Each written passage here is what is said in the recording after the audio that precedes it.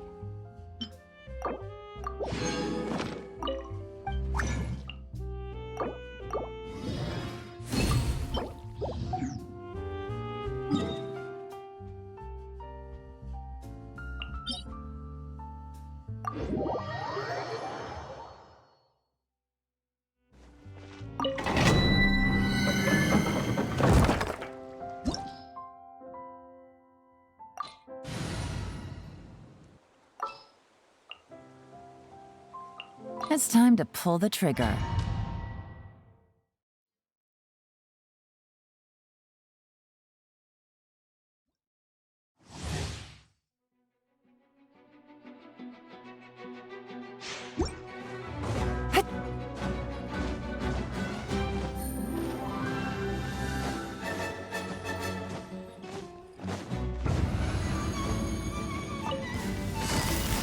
Quietly now.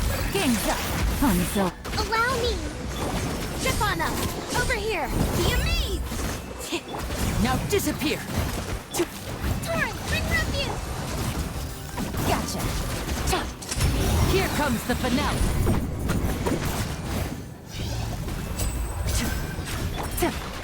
Here comes the catch.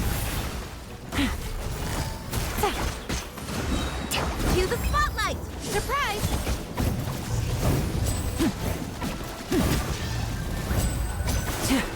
And voila! Quietly now. Ship on up! Surprise! Didn't quite... Billowing surge!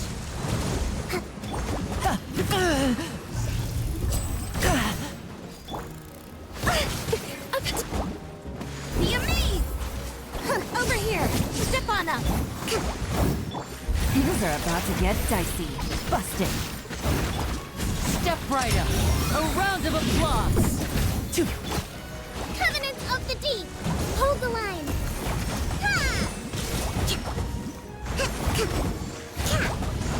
Gotcha.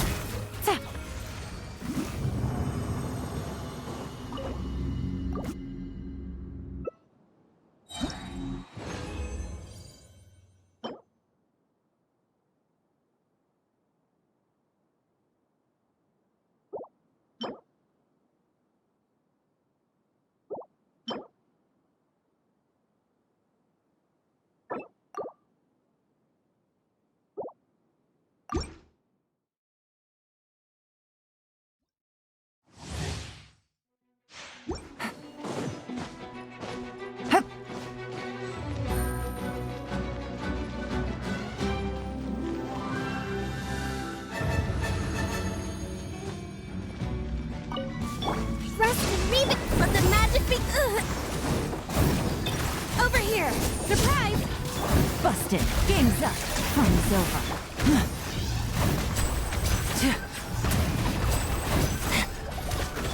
Torrent, bring refuge! Gotcha. Take it easy. Step on up! Cue the spotlight!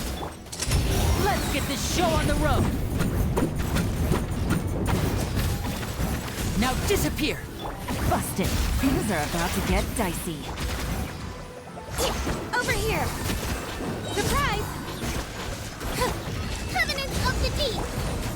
Gotcha. Let the magic begin! And voila! Over here! Here comes the catch. Chop! Busted. Surprise! Over here! A round of applause. Quietly now.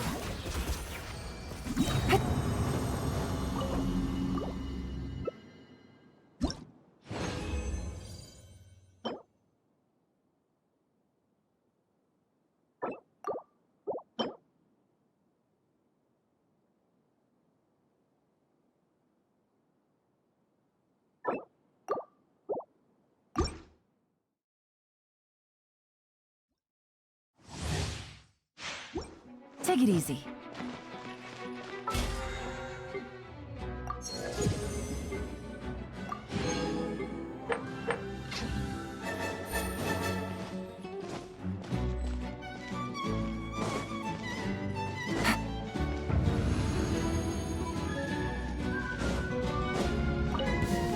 Hold the line!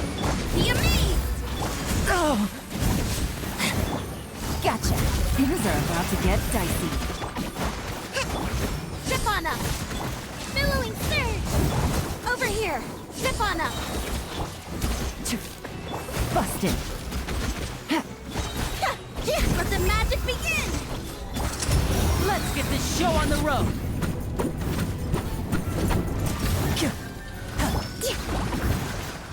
Surprise! Here comes the catch. Covenant of the Deep! Step on up! Be amazed!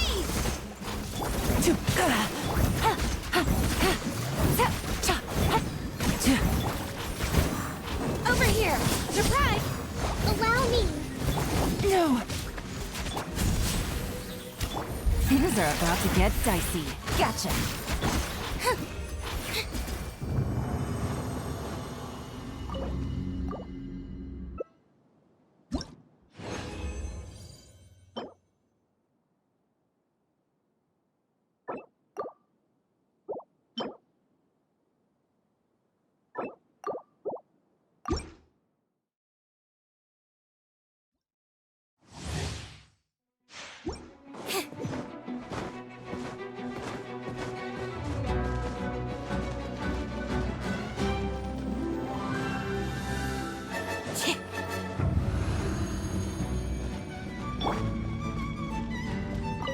Hold the line! Let the magic begin! Step on up! Here comes the finale. Torrent, bring refuge! Busted. Take it easy. Over here! Here comes the catch. Be amazed! Rest and rebuild! Step on up! Over here! Billowing surge! Now disappear.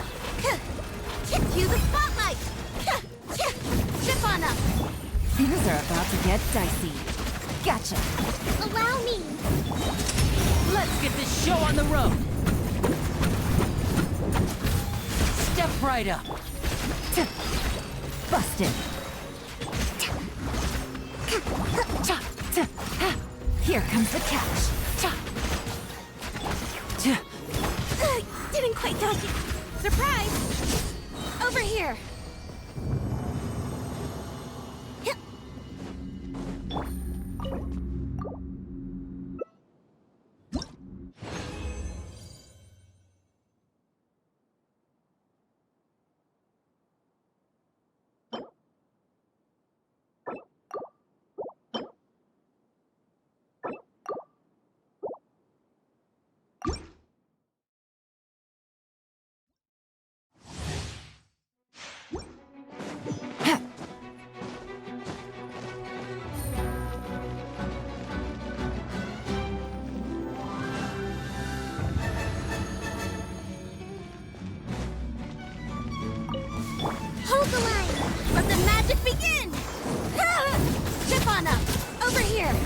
on him!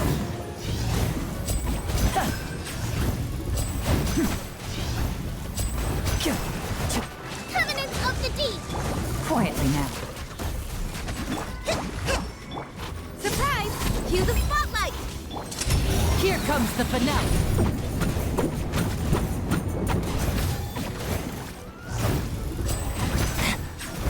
And voila! Game's up. Fun's over. Busted. Chip on him! Over here! Let the magic begin! Allow me! Gotcha. Step right up. Chip on him! Things are about to get dicey. Busted. Be amazed! Let's get this show on the road.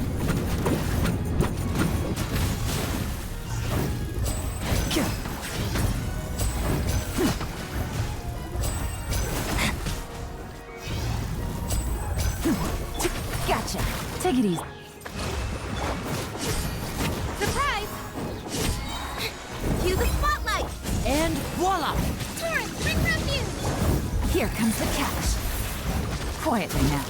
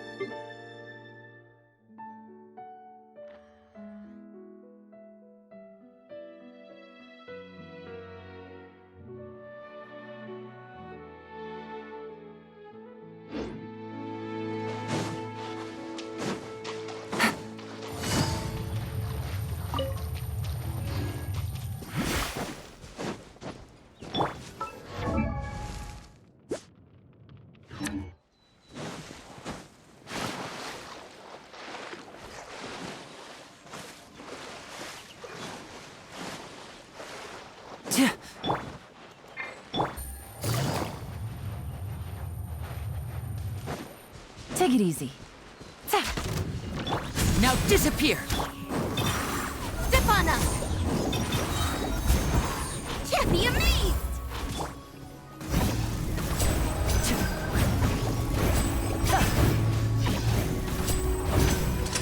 A round of applause!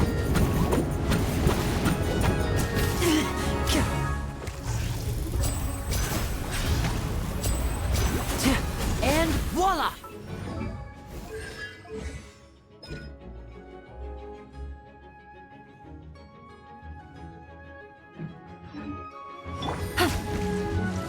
Busted!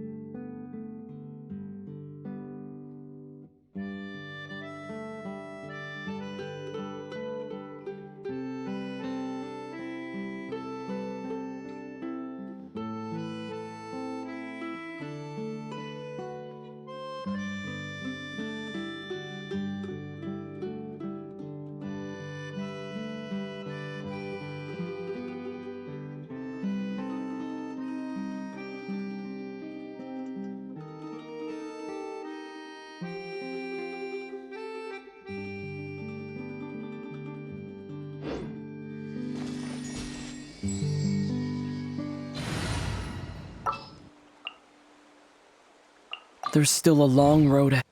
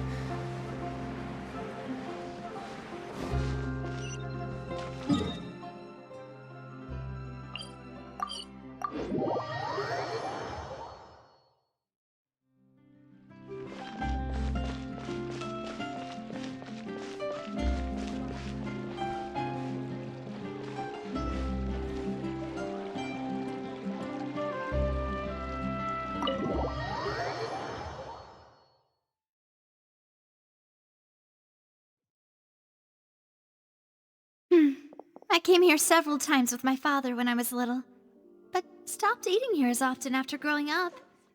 I hope the food here will be to your taste. Oh, don't worry. We haven't eaten at a hotel like this in a while. Paimon's getting excited already. In that case, I'll go order for us first. Please wait here a moment.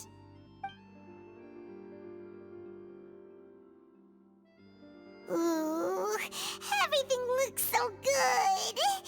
People in Fontaine sure know how to enjoy life. Why, of course. Go ahead, try whatever you like. If the food's good, I'll make a group reservation for the rest of Spina di Rosula next time. And if it's not? Well, then I'll still bring everyone. Albeit with only one dish per table. You, sure have your own way of doing things. Oh, we called this a farewell meal, but we could also treat it like a victory feast, right? We did just win that case after all. Oh, true. Very true. In that case, boss, we'll have another 2 dishes. Huh? Paimon didn't mean that you had to order even more food.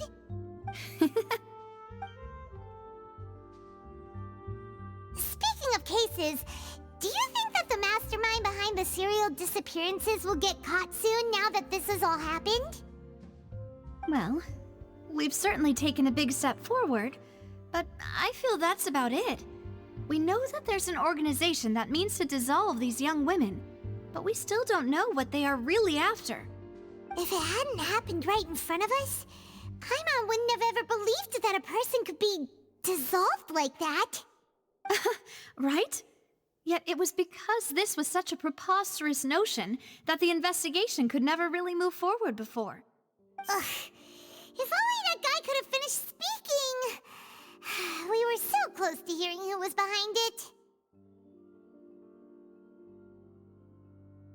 In such investigations, even the smallest step can seem like a yawning chasm if the trail of clues is cut off. To be honest, I don't have high hopes for any follow-up that the authorities might conduct.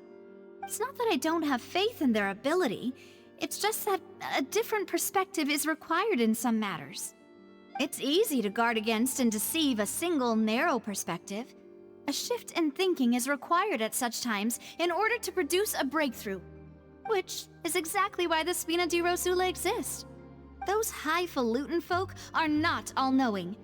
That's why we exist, to seep into the cracks where filth falls through, where their watch fails them. That's the kind of problems we solve.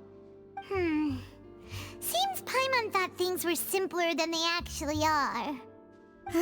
It's all right. Well, this was supposed to be a farewell meal, so I doubt you have further interest in this business, right? Let's talk about something else. Like, what are your future plans? That's true. We didn't have a chance to speak to her after the trial ended. It didn't really seem like the right time or place to do it anyway. I see. So, your primary objective, which has been foiled so far, was to have a chat with the Hydro Archon. I've heard that there's a long line of people waiting to meet Lady Farina. I suspect you'll be waiting for quite a while, considering that you missed your chance today. Yeah, we've heard that she's super popular here in Fontaine, and that it'll be tough getting any of her time. Well, would you consider some more, unique ways? Perhaps even methods of, let's say, questionable legality? Guess that's Spina di Rosula's boss for you. Chock full of sketchy ideas. Well, what did you have in mind? Well, one way would be to infiltrate a performance troupe at the Opera House, only to abandon your act at the play's climax and ask to speak to her after the performance. I'm sure Lady Farina would be eager to see the ending, and would agree in order to finish watching the play, don't you think? Could you suggest something a little more practical? This plan seems pretty hard to pull off. We'd have to go learn how to act, and acting's really hard. All right, here's another. Find a way to conceal yourselves under her bed, then wake her up in the dead of night and demand answers. Don't let her go back to sleep until she answers all your questions. I can personally testify that this one works. When I'm sleepy, I'll do anything as long as I can finally get some sleep. That might work, but that's not really the problem. The problem is we don't want to get ourselves arrested. Valid point. I overlooked that part. I was just thinking about leveraging a person's desire for sleep. All right, no more joking around. Perhaps you could... Oh, I don't know. Cut the line when she's on a break. You did defeat her in court, clearing citizens of hers from false accusations. False accusations she had nearly upheld personally. I imagine that she feels quite ashamed about the whole thing. You mean that if we catch her while she's on a break, she might be too embarrassed to refuse? Oh, that does make some sense. Why don't we give it a try after this meal? You know, strike while the iron is hot and all. Huh? Paimon, did you drink my Fanta? Was this your drink?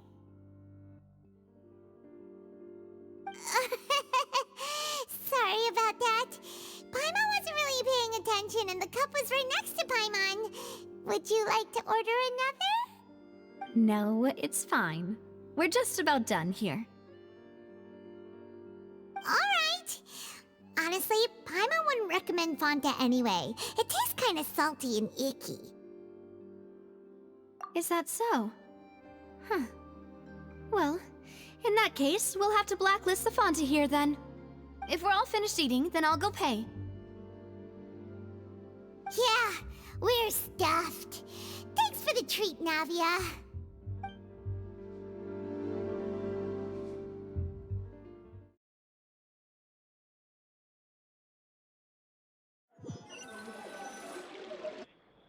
Oh, so full. Paimon can barely float anymore.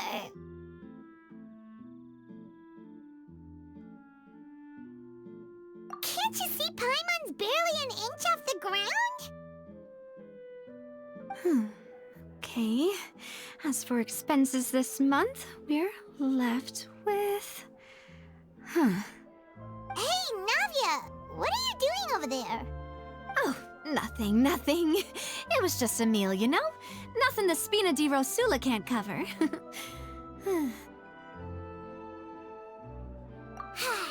Let's get ready to try to meet the Hydro Archon again. Bye, Navia! So this is goodbye, huh? Well, if you do encounter any other trouble in Fontaine, you're always welcome to contact the Spina di Rosula. I'll give your request the highest priority. In any case, I wish you smooth sailing. I'll see you again, partner. See ya!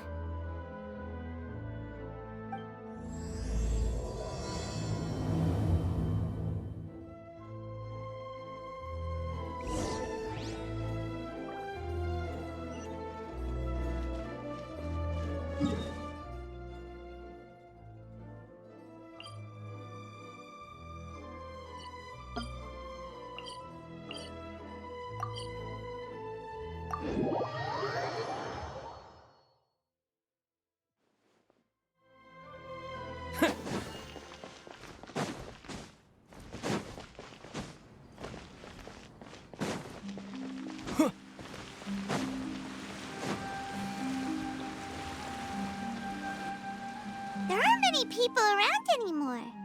Looks like that boat we took to Araneas might have been the last one. Vache. Looks like we're back here again. Huh? Traveler? Are you hearing voices again? Ugh. That's kinda spooky. Are you sure we don't want to come back in the morning? Vache? Vache. Hey, why are you still walking towards it? There might be something nasty in the water. Huh? Hang on. Paimon can kinda hear a voice. It's calling for Vache, right? Hey, traveler? Stop walking! Come on, wake up!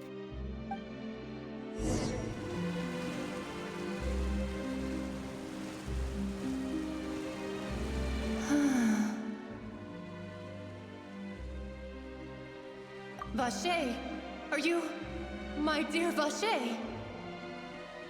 No, wait. You seem to be someone else.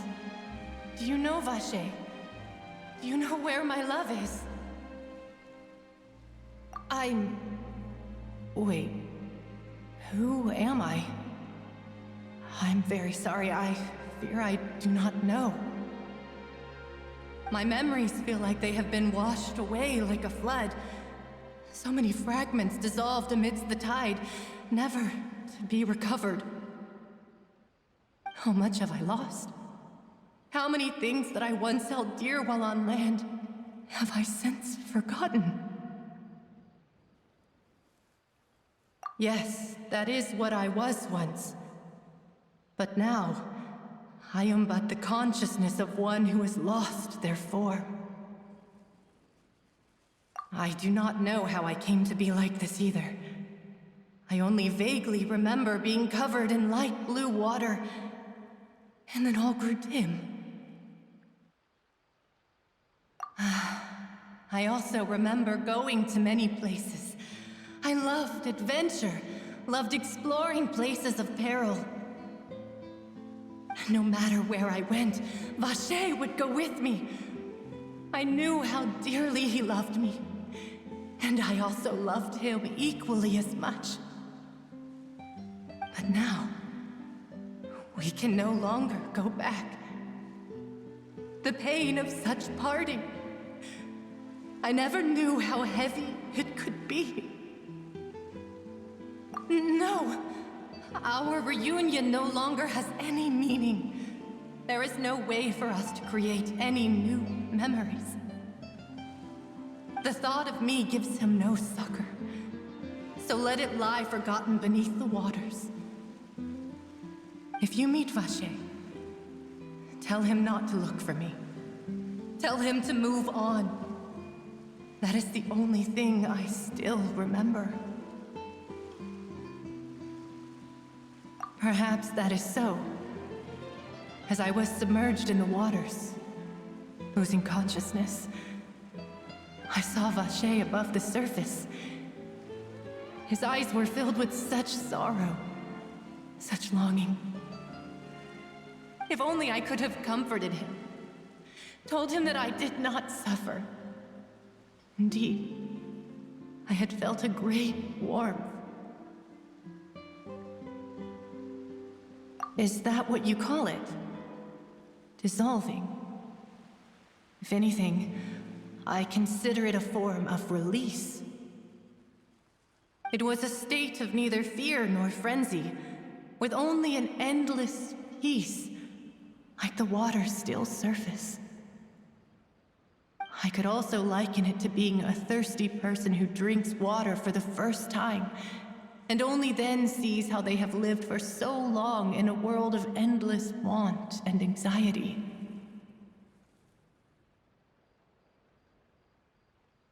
I think I hear your companion. It's time for you to go, I think. Farewell, then. I am glad that you were able to sense my presence. Remember, if you see Vacher, tell him not to seek me out any longer.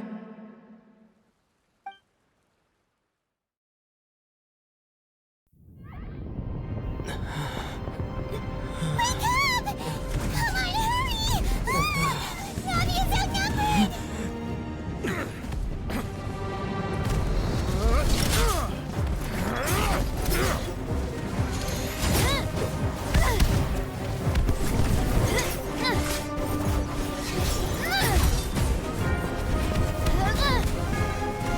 Demoiselle, look out!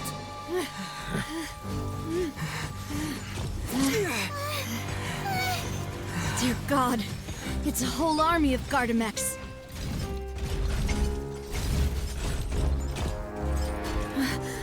Chlorand?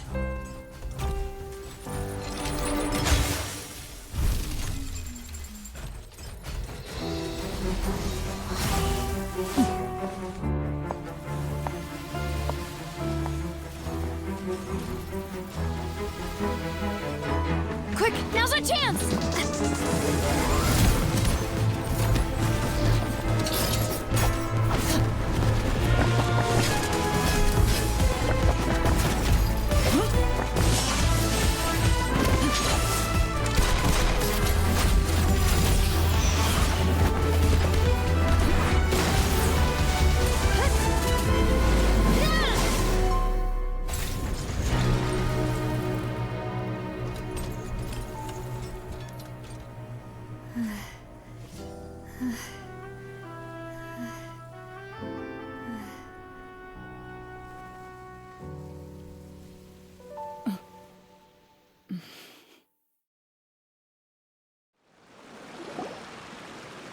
I should thank you for lending us your sword there, Chlorand.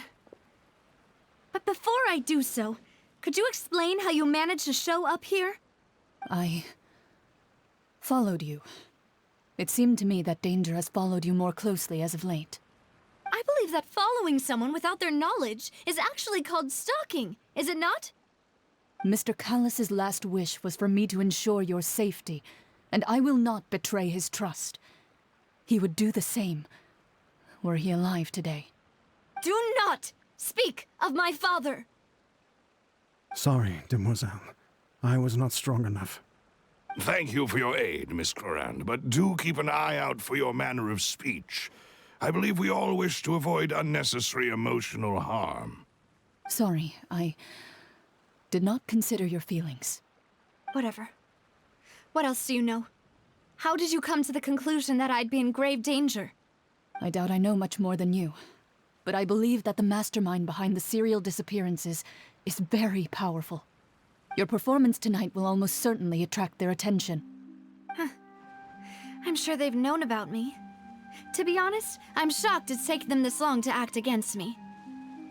And what about these Gardamex? I thought only those associated with the Maison Gardiennage could control them. None of these mecha have serial numbers. I was sure to check a moment ago. They are not the ones used by the authorities to enforce the law. I can only conclude that some powerful or wealthy party must have obtained them via illegal means, deploying them as a private force of sorts. What? Your point being that they're out of Spina di Rosula's league, then? Yes. Be careful, and do not act rashly. I will continue investigating no matter what. We will bring the truth to light. That's my father's true last wish. Regardless, thank you for your help today, Clorand. But if you get any ideas, tell me first. I don't much appreciate being followed. I do not think that they'll strike again anytime soon. So I shall stop following you. Good day, all.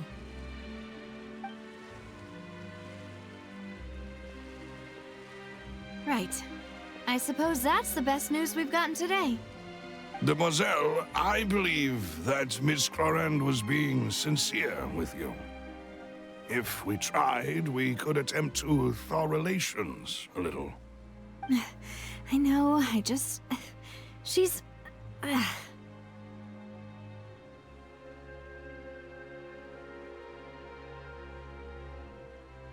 thank goodness! Paimon thought we were done for! Those Gardamex came out of nowhere while you were unconscious, and Nadia and her gang saved us!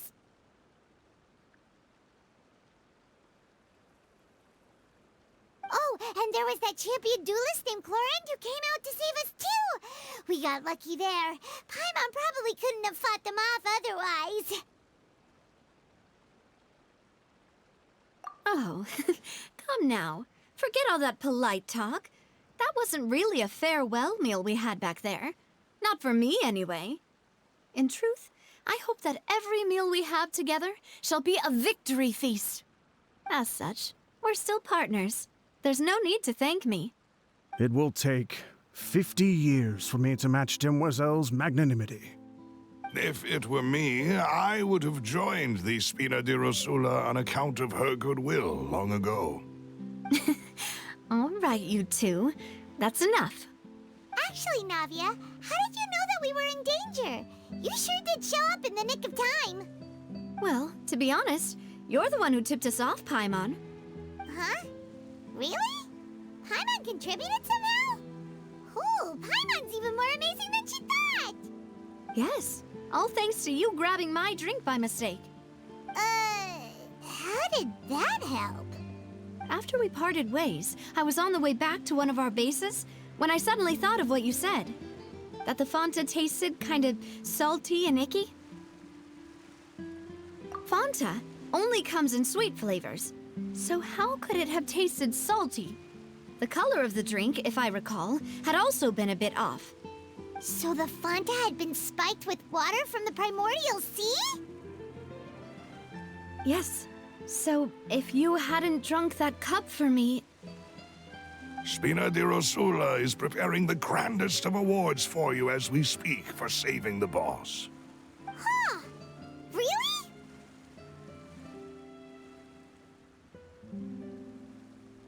I sent people to Hotel de Boer to investigate, but whoever did this left no trace at all.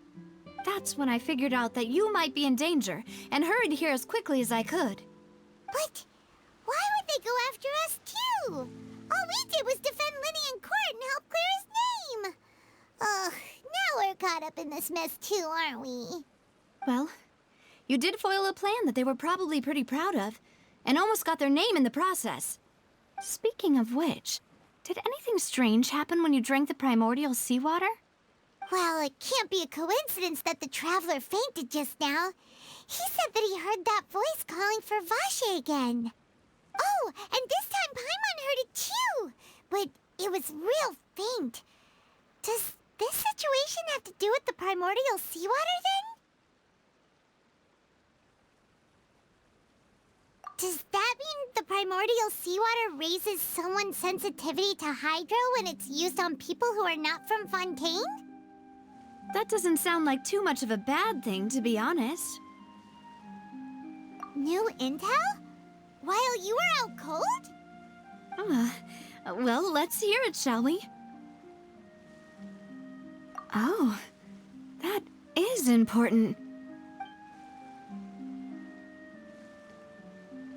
Vache. That name doesn't ring a bell. I suppose he hasn't stepped forward as a witness in court lately. Since he saw that young woman dissolve, he was at least at the crime scene. But he never gave testimony or any information regarding people dissolving in the primordial seawater. Could he have been threatened? Yes, thank you. This is very important information indeed. We will continue to investigate. Oh, you mean you'll help us investigate? Well, you did say that our farewell meal didn't really count. That means we're still partners, right? And besides, we're in this now whether we like it or not. You're not gonna let those people who targeted us get off the hook so easily, are you, Traveler? Demoiselle, do try not to look quite so pleased. You are the face of Spina di Rosula, after all. You talk too much. Well, in that case, let's head back to one of our bases, shall we? I'll arrange accommodations for you. We also have some plans to go over, and hopefully we can deepen our bonds as partners. But we'll take that one step at a time, I guess. Don't worry, you two. With us around, our base is definitely secure.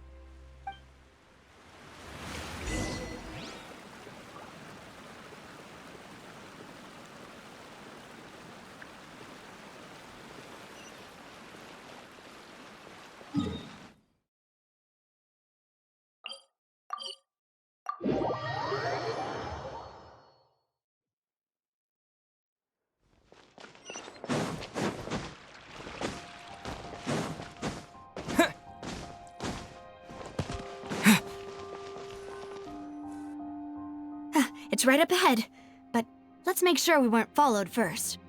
I've been keeping watch, Demoiselle. I haven't spotted anyone suspicious thus far. Very good. But let's not let our guard down for now. I shall find rooms for our respected guests. Thank you, Malus. Now, let's continue, Traveler.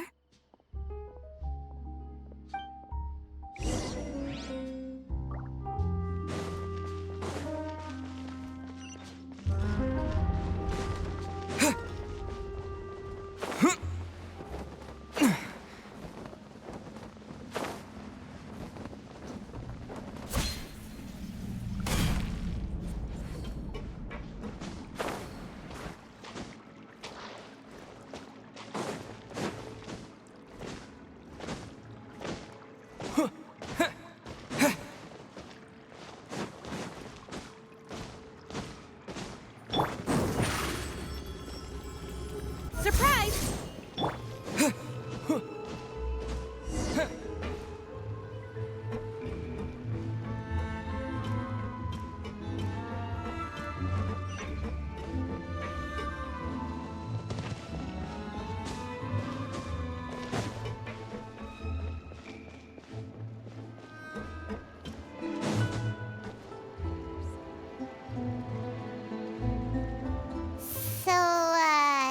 This is your base?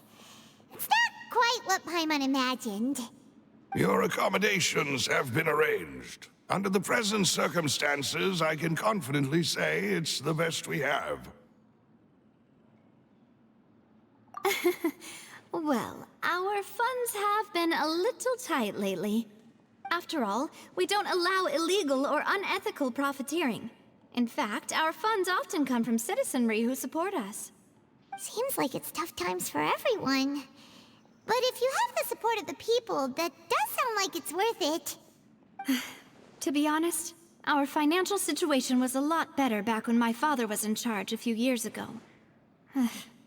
I'm afraid I'm not quite his equal. Your father, he was the previous boss of Spina di Rosula, right? How did he... Demoiselle, if you'll allow me to explain. No. I'll explain it myself. I suppose I couldn't run from this topic forever.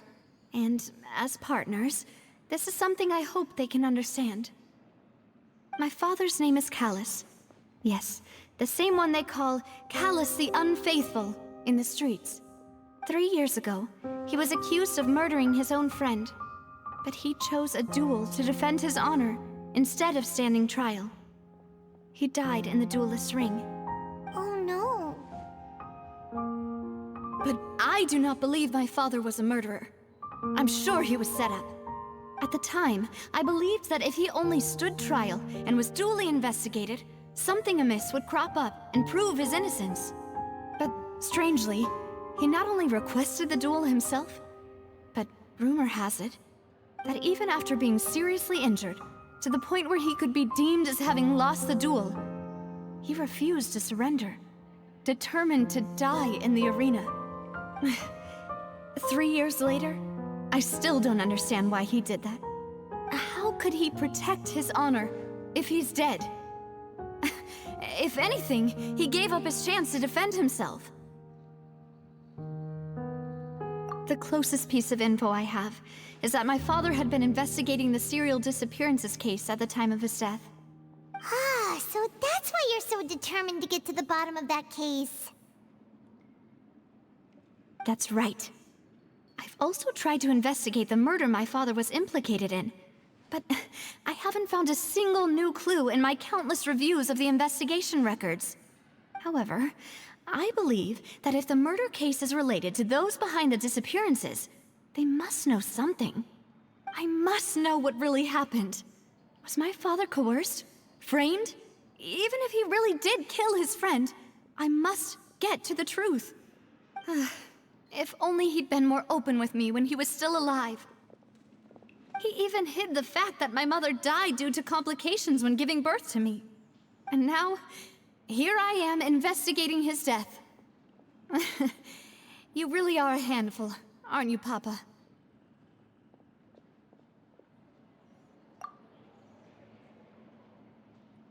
Demoiselle, please, if there is anything I can do, anything at all. I also will never believe that Master Callus murdered anyone. There are none whom I respect more than the two of you, Demoiselle. Master Callus did so much good in life, yet all it took was one murder case for him to be dubbed Callus the Unfaithful. Even our supporters decreased greatly due to that incident, hence our strained finances at present. Wait, if Callus was such a good man, wouldn't people at least be a little suspicious when he was accused? No. Perhaps people just revel in that kind of drama. It's not something exclusive to people from Fontaine, really. Everyone's like that. People love watching the evil turn over a new leaf, but they also enjoy watching good people fall into an abyss from one slip-up just as much. But how could... never mind. If Callus was really falsely accused, we have to find the truth. He didn't deserve to have that happen to him. There is one other thing. Master Callus's opponent in the duel was Ms. Clorand. Oh, her? Well, then, isn't that as good as saying that she was the one who killed him? Yeah, that's not the sort of thing that you can just let go and move on from. Ms. Clorand has always placed great emphasis on the honorable nature of the duel. If her opponent doesn't yield, she will not stop either. She knew Master Callus beforehand and greatly respected him, but seeing how he was resolute in the arena, there was only ever one choice she could have made. It's not that I don't understand her at all, but I I just can't deal with this yet. Don't worry, Navia. Paimon knows how you feel. You don't have to force yourself to do that. Afterward, Miss Cloran told us that at the start of the duel, Master Callus requested that she ensure Demoiselle Navia's safety.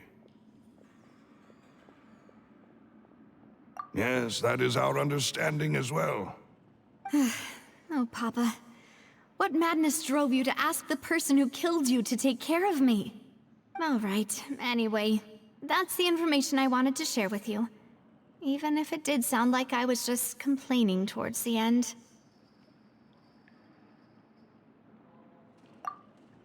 Thanks. You two should go and rest. This was quite a day after all. Yeah. Paimon's beat. Please, relax and get some sleep. We will ensure you rest soundly.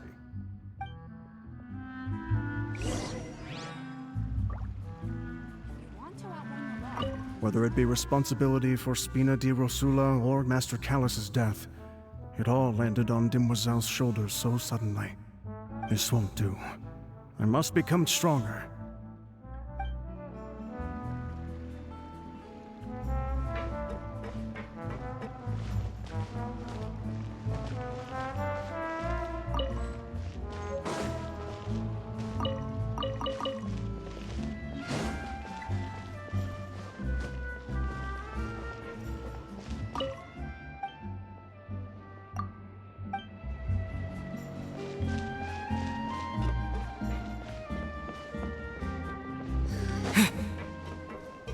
Adventuring underground is way more fun than I thought.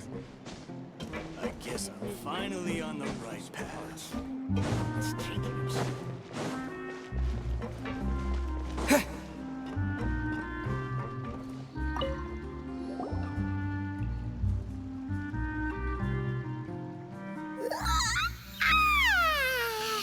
Paimon slept so well. This place feels almost too safe. Huh? Navia? Where did the other two go? I sent them back to Poisson. It's Spina de Rosula's place of origin, and where we have our headquarters. There's not much for them to do here at the moment. Paimon gets the feeling that you're just trying to get them off your back. But never mind that. When did you get back? Were you waiting here the whole time? No, I just returned after going out for a while. I did some investigating yesterday regarding the name Vache. Wait, so you didn't sleep at all? How could I after having such critical new evidence appear? Guess Paimon wasn't speaking for everyone just now, huh? Unfortunately, this name seems to have been wiped from existence. It doesn't seem to have a match anywhere. I suspect that those behind this have already taken steps to hinder an investigation from this angle. But that does prove that this Vache person is a key witness in the incident. Does that mean we're too late, though? No. There is one ray of hope. One place in Fontaine that they would find almost impossible to threaten, no matter how much they wanted to. And that is the archives kept by Chief Justice Neuvillette. A place where detailed files on all the cases in recent years are kept. If the Oceanid you met is one of the young women who went missing recently, we should be able to find some related information there. So Neuvillette maintains an archive of case files? Whew. Guess that's the hard-working Chief Justice for you. In that case, let's go talk to him, shall we?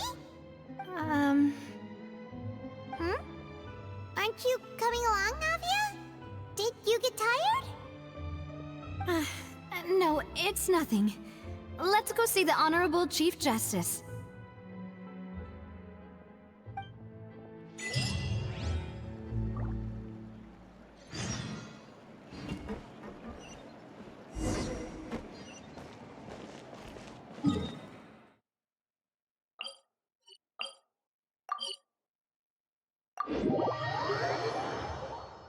The Palais is right up ahead.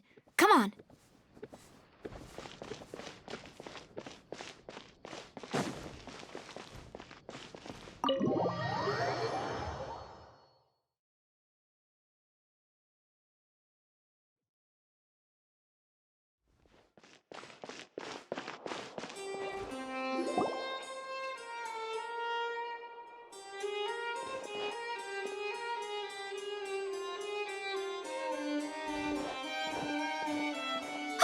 Please state your business here. The Chief Justice is presently occupied with official matters. Huh. This place does look pretty heavily guarded. Guess that proves that Nervalet's files are really secure. Hey, don't you recognize us? Huh? Who are you? Just to be clear, I don't care who you are or who you might be related to. Our rules make no exceptions. See? They've got great discipline, too. Yep. Paimon can tell. If you're here just to crack jokes, I can point you towards the exit. Unlike some, we're busy, so please leave if you don't have a reason to be here. No. What I meant to say is, shouldn't you remember us from a few days ago? We were at the trial of the great magician Linny. Oh, yes, I remember. I read about it in the Steambird. You must be Linny's attorneys. It's all coming back to me now. We're here today to report and archive some information on a follow-up case. Huh. Is that even a thing? Of course. Don't worry. We're here on official business. You can trust us. All right then, I'll let you through. The Chief Justice is just inside. Thanks so much.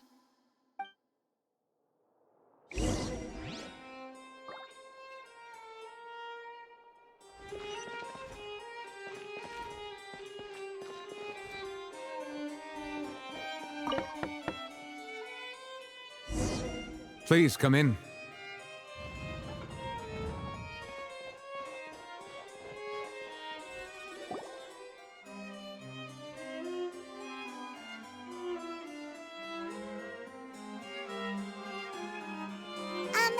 Sorry to barge in, Monsieur Nervalet. We only lied to get in because we didn't know any other way. It's all right. Please let me know how I may be of assistance to you. So you're not mad at us? We're looking for a man called Vache. He may have been an eyewitness in the serial disappearances case. If we can find him, we may be able to unearth some key information on the case. Ah, I see. In that case, please wait here a moment while I browse through the files.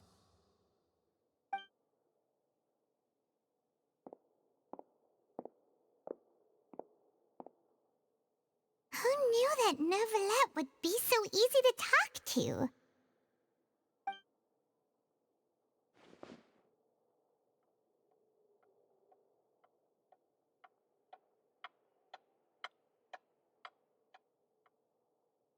Unfortunately, I'm quite certain that no one by the name of Vache has been involved in any case, criminal or civil, in the past several years. There are no records of him either in the files or in my memory. Traveler, what if it was really just a dream? Is that so? All right then. Thank you so much, Monsieur Neuvillette. We'll take our leave now.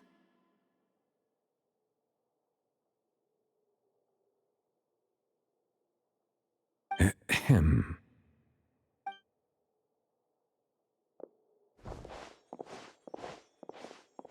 Miss Navia, I can understand how you feel.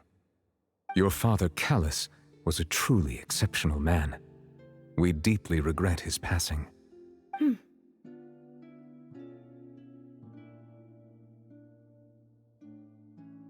And what are you trying to say, Monsieur Neuvillette? Are you trying to console me? Extend your sympathy? Or just express some tendril of regret? No. You are not trying to do any of that. I can hear it in your voice. There's no emotion behind your words.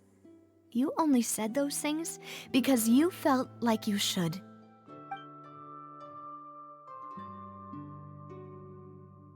It's just like last time. After my father took his place in the duelist ring, I pushed through the guards to talk to you as a last resort. You even told me then that you thought there was something fishy with the case, yet you still allowed the duel to go ahead. In your eyes, the value of a human life is nothing compared to those cold laws you hold so dear. If you truly regret my father's death, then why didn't you call a stop to the duel? Why didn't you give me the power to stop him from throwing his life away? Why did you just let him die, despised and hated by all? Everything was hanging on a thread at that moment. Just the tiniest effort could have changed everything. There are still so many things I never got to tell him. So many questions he still owes me answers to. If you really have no heart, then just look me in the eyes. I, Navia, will show you the true meaning of regret. I'm sorry, Miss Navia. You and my father are truly alike. You keep all kinds of things in your heart and never say a word to anyone. It's not so much that you can't feel, but that you would never express anything. Oh well. In any case, everyone already knows full well the apathy of the Chief Justice. My apologies for taking my emotions out on you, Monsieur Chief Justice. Let's go, Traveler and Paimon.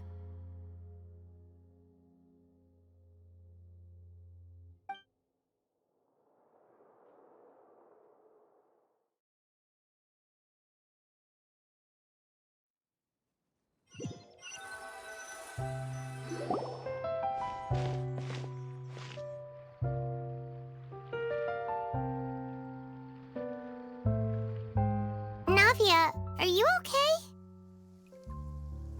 I'm fine. Rain. It's raining. You're right. Wasn't it still sunny when we went into the building? And there shouldn't be any active trials today. How strange. Now that I think of it, on the day my father was convicted of murder, it was also raining. What is it? Did you think of something? Yeah, he was outside. It was uncovered and the rain could fall there. Why? Do you think the rain could have affected the crime scene? That thought has occurred to us before. We've even expanded the search area to try to account for that, but didn't find anything of value. Oh? Wait. You don't mean... So you're saying that the true murderer could have been turned into water and then got washed away with the rain? Yeah, and if that's what had happened, then no one would have believed your dad, even if he explained what he saw to the authorities. I really think I found a true genius for a partner. You're completely right. How did I not connect the dots earlier? All right, let's go to Poisson. With this new lead in mind, we'll get to the bottom of my father's case for sure. Yeah, we're gonna make progress for sure this time. Do you want to go with me now? Or do you want to head over by yourself later?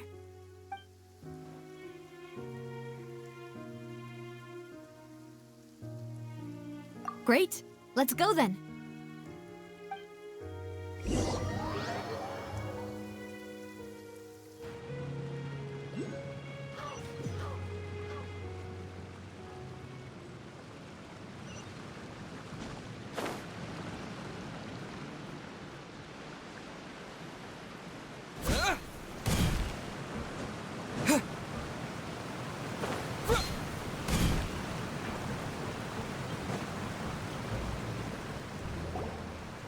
Whoa, what a huge ship! Why would a ship be anchored at a place like this? There's no need to be so surprised. While it may look like a ship, it's actually Spina di Rosula's headquarters. My father was the one who asked for it to be built like this. Perhaps our taste in exterior design is the only thing we occasionally had in common. A gigantic and glamorous ship embodies discovery, opportunity, ambition, and conquest. It symbolizes Spina di Rosula's bright and limitless future. And Paimon thought you were bluffing when you said Spina di Rosula had a glorious past. Paimon was confused why a group with such a history would live in the sewers. But now that Paimon has seen this ship for herself, she's been convinced. Well, Poisson is where Spina di Rosula began, after all. It's our main base, our home.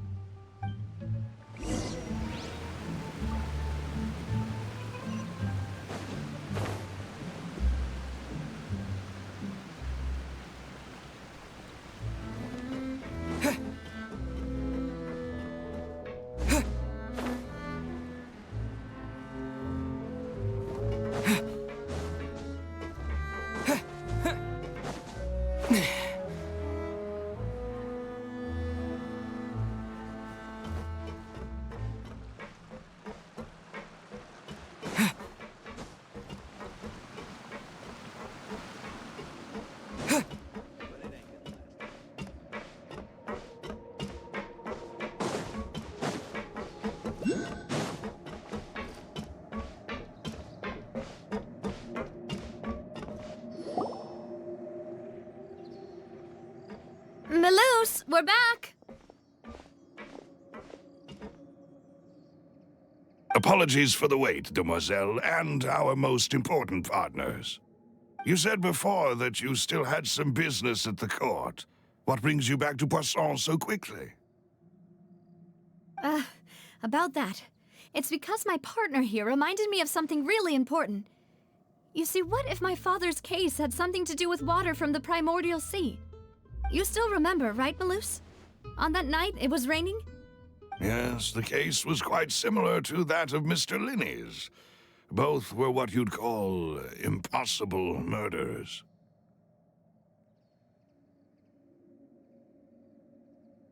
Could you tell us a bit more about what happened before? Yeah, of course. Many years ago, something called synth began to gain popularity in Poisson. At a glance, it was a kind of drink that could excite your mood and produce many pleasant hallucinations. Wait! Didn't that guard guy who turned into water also mention that the primordial water could be used to produce some kind of potion? Yes, he did. Considering what we know now, it's almost certain that synth is created using water from the primordial sea. If you drink synth for an extended amount of time, you'll suffer many side effects, such as losing the ability to focus or control your emotions. And if you were to stop drinking it completely, you'll experience flashes of paranoia and anxiety while lacking energy to do anything. It's an extremely dangerous substance. As he oversaw Poisson, my father was compelled to put a stop to synth abuse and called for a complete ban of it. Boss's uncompromising attitude incurred the synth vendor's wrath, but no matter how much they threatened or bribed him, he refused to yield. Not only that, Boss became determined to find the mastermind behind the synth operation and put an end to the problem once and for all. Yes, but the enemy was very cunning. So he could never get anything out of the dealers, all of whom only sold the stuff and weren't privy to the rest of the operation. Recognizing that, my father decided to contact the dealers in secret and cultivate personal relationships with them. Finally, he was able to convince someone to become his informant. The man's name was Jacques. He felt greatly ashamed about his work after seeing many families destroyed by synth abuse. That night, my father hosted a banquet at his countryside estate. He planned to meet up and exchange information with Jacques over some food. But then, we heard 2 gunshots from the courtyard. We raced to the scene and found my father, still holding a gun, and Jacques, who was already dead on the ground. Huh? How did that happen? Aren't they on the same side? Sounds just like Lenny's case, doesn't it? In both cases, the culprit seemed obvious, but neither appeared to have any motive at all. Looking back on it, though, I now believe the most important clue was something we all overlooked at the time. There were pieces of clothing left at the scene. Precisely. It's all thanks to you that I made the connection now. Back then, we all just thought they were some costumes that Jacques used to disguise himself at the banquet. But, considering it now, it's almost certain that they belong to a third person at the scene. With one extra person, we'll also need to reconsider why the 2 shots were fired.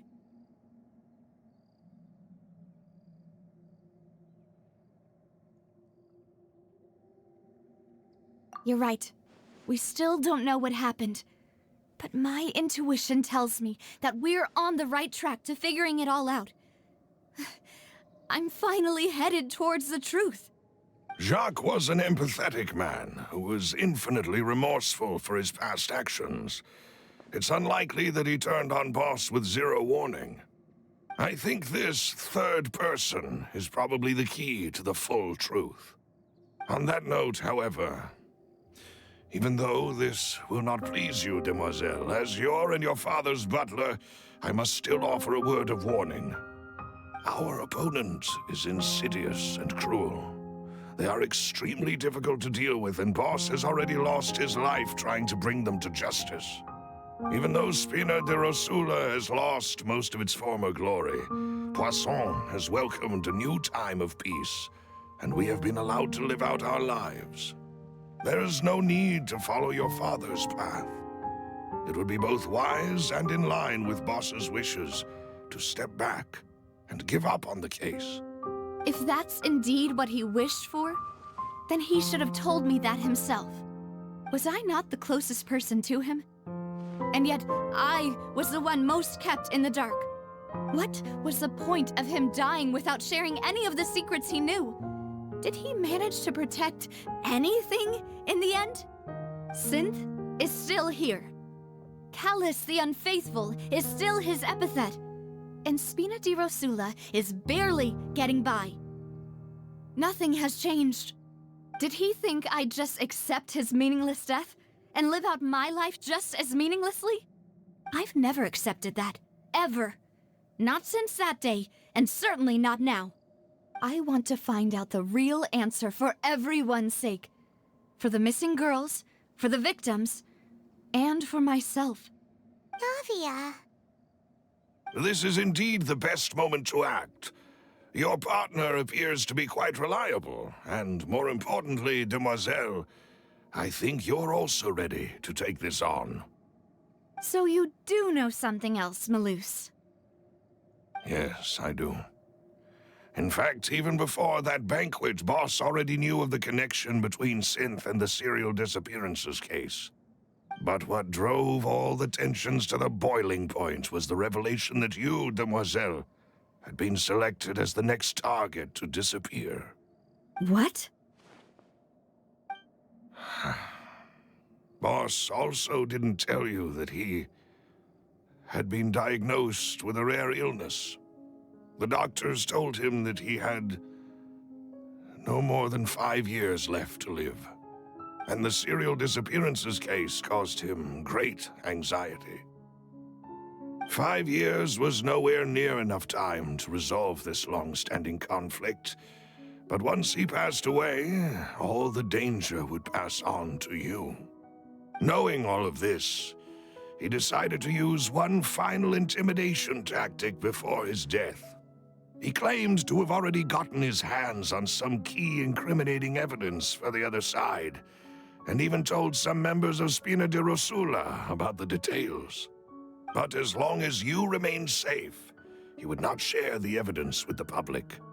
If something were to happen to you, then he and all those he told would immediately expose all they knew about Synth and the disappeared victims. Right, so nobody would be able to get off scot-free. As we've seen, Boss's tactic has worked. Even though Boss has been gone for a long time, the other side has not tried to take Demoiselle's life. No, I don't believe it. He never appeared to look sick to me.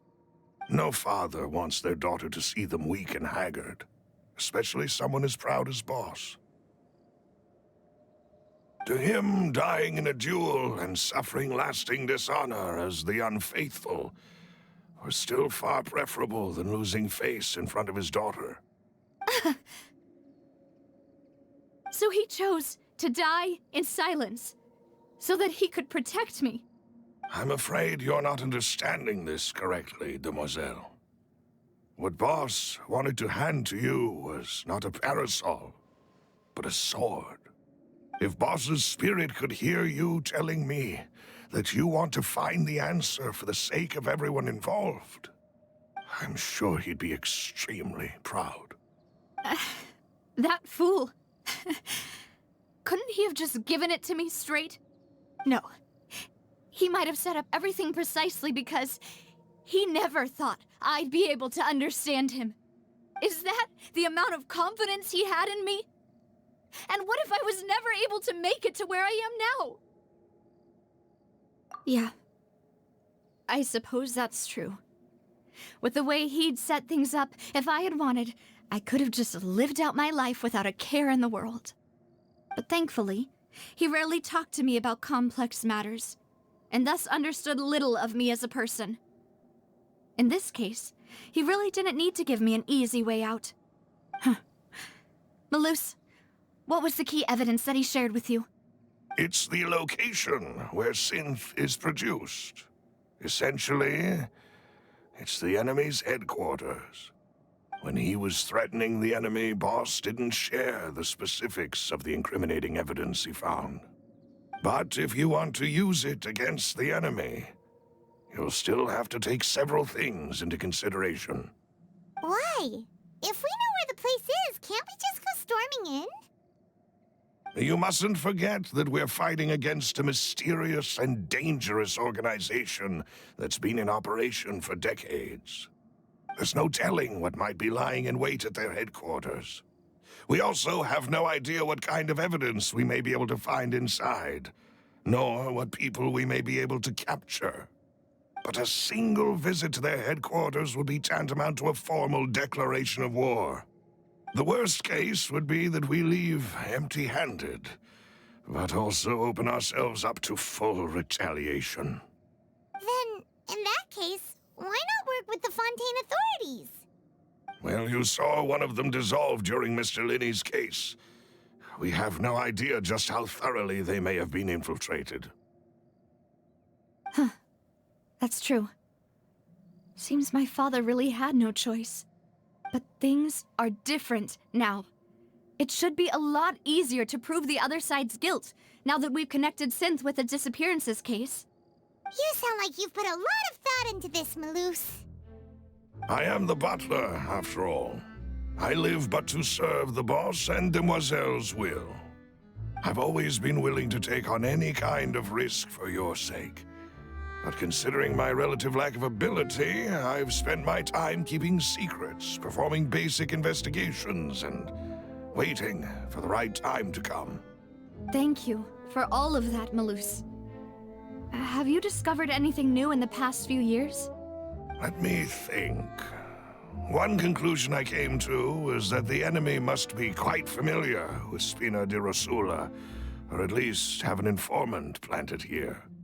When I announced orders to the organization's members on Demoiselle's behalf, I used to deliberately keep a few people in the dark and observe the reactions of the synth vendors. If the vendors didn't change their plans, then the individuals informed of our orders must be innocent. If the vendors packed up and fled, however, then someone must have given them the news. After several rounds of testing and investigative tracing, I've narrowed the suspect list down to 3 people. The first is Florent, Spina di Rosula's senior advisor. Huh? Florent? Yes, surprising, isn't it? He was one of the people Boss trusted the most, which also means that he was someone who understood Boss really well. Thanks to his position within Boss's innermost circle, he always knew our upcoming plans and could thus avoid capture this whole time. There's someone else like him too. Marcel, the head of Confrérie of Cabrières. Uncle Marcel. It's a guild in Poisson. Boss helped it to grow to its current size and prominence. In the beginning, they were only reselling some daily goods, but now they're one of the richest guilds around, with a lot of business connections in the city. So, they're like a sister organization of Spina di Rosula? Yes, you can say that. When we were fighting against the synth dealers, they provided us with plenty of support. It's a bit difficult to imagine someone using their own money to hunt down themselves. The final suspect is Thierry, the man responsible for coordinating information between Spina di Rosula and the guards. Although the guards mostly leave us to our own devices, there are still many activities we have to report to the local authorities. Since Thierry is always in the know about our current activities, he could theoretically always plan one step ahead. I see. These are all people who I communicate with quite regularly. To think that the enemy we've been fighting against has been right next to me all along, among those I trust the most.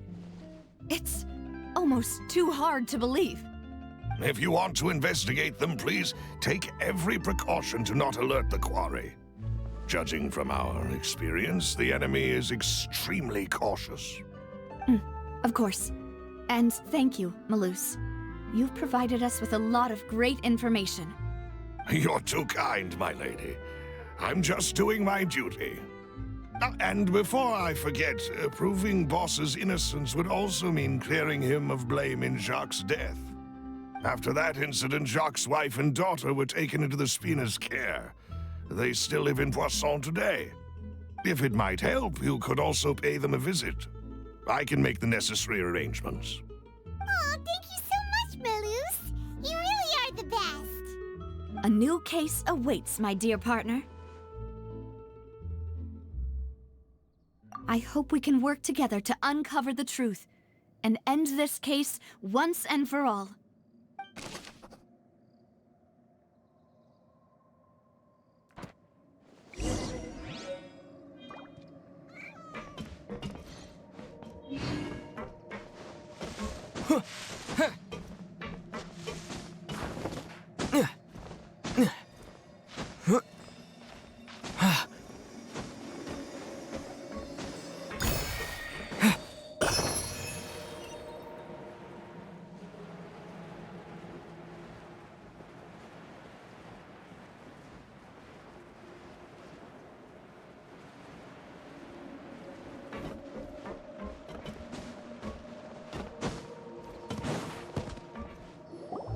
It is settled, then.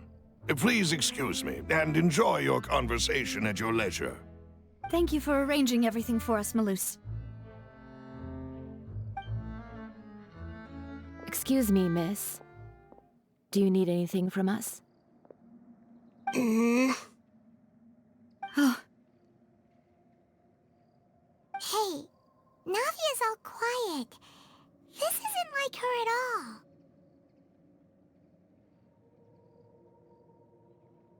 I'm sorry that I only came to visit after all this time. After what happened, I didn't know how I was supposed to face the two of you. Ah, if it's about that, there's no need to apologize. After my husband died, Spina di Rosula sent us a lot of mora and support. I understood your guilt and apology to be genuine. But aren't all of those things nothing compared to the loss of Jacques? I can understand the kind of pain that comes with losing a father so needlessly.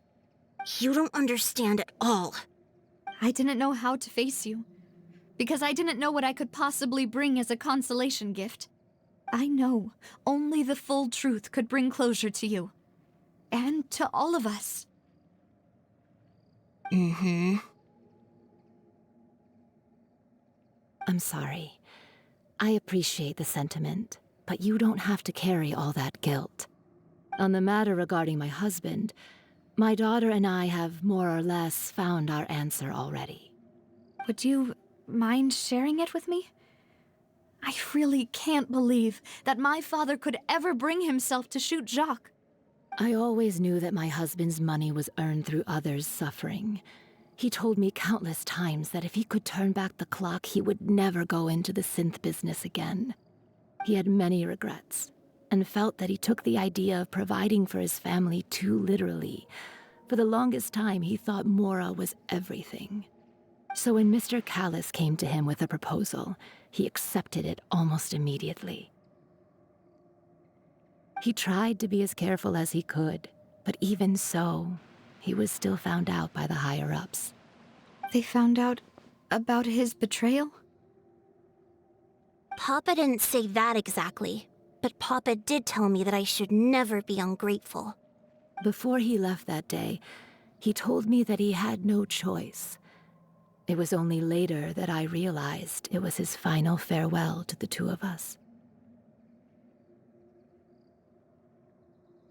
I don't know that for sure, but you could say that's the conclusion I eventually came to.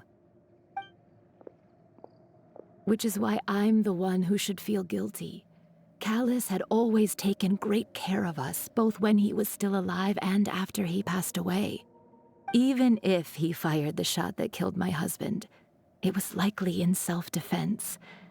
It is impossible for me to hate him for what he had done. But Mama, why is Papa still the bad guy if he did the right thing? Papa always wanted to be a good man, so why did he have to do a bad thing in the end? Well, things aren't always as they seem. You still feel like your papa was a good man, right? Yeah, Papa was a really good man. The best in the whole world. Then you should hold on to that. If a good man had to do a bad thing, then he must have had his reasons. Regardless of whether he left you a parasol or a sword. He must have done so to give you a better life. Oh. Thank you for everything you've told me. I will definitely find the truth. The current state of things is not something I'm willing to just sit back and accept. Thank you. I'm very grateful to hear this from you. Even though your personality is quite different from your father's, your determination when you speak is really similar. You really think so? That's the first time anyone said that to me.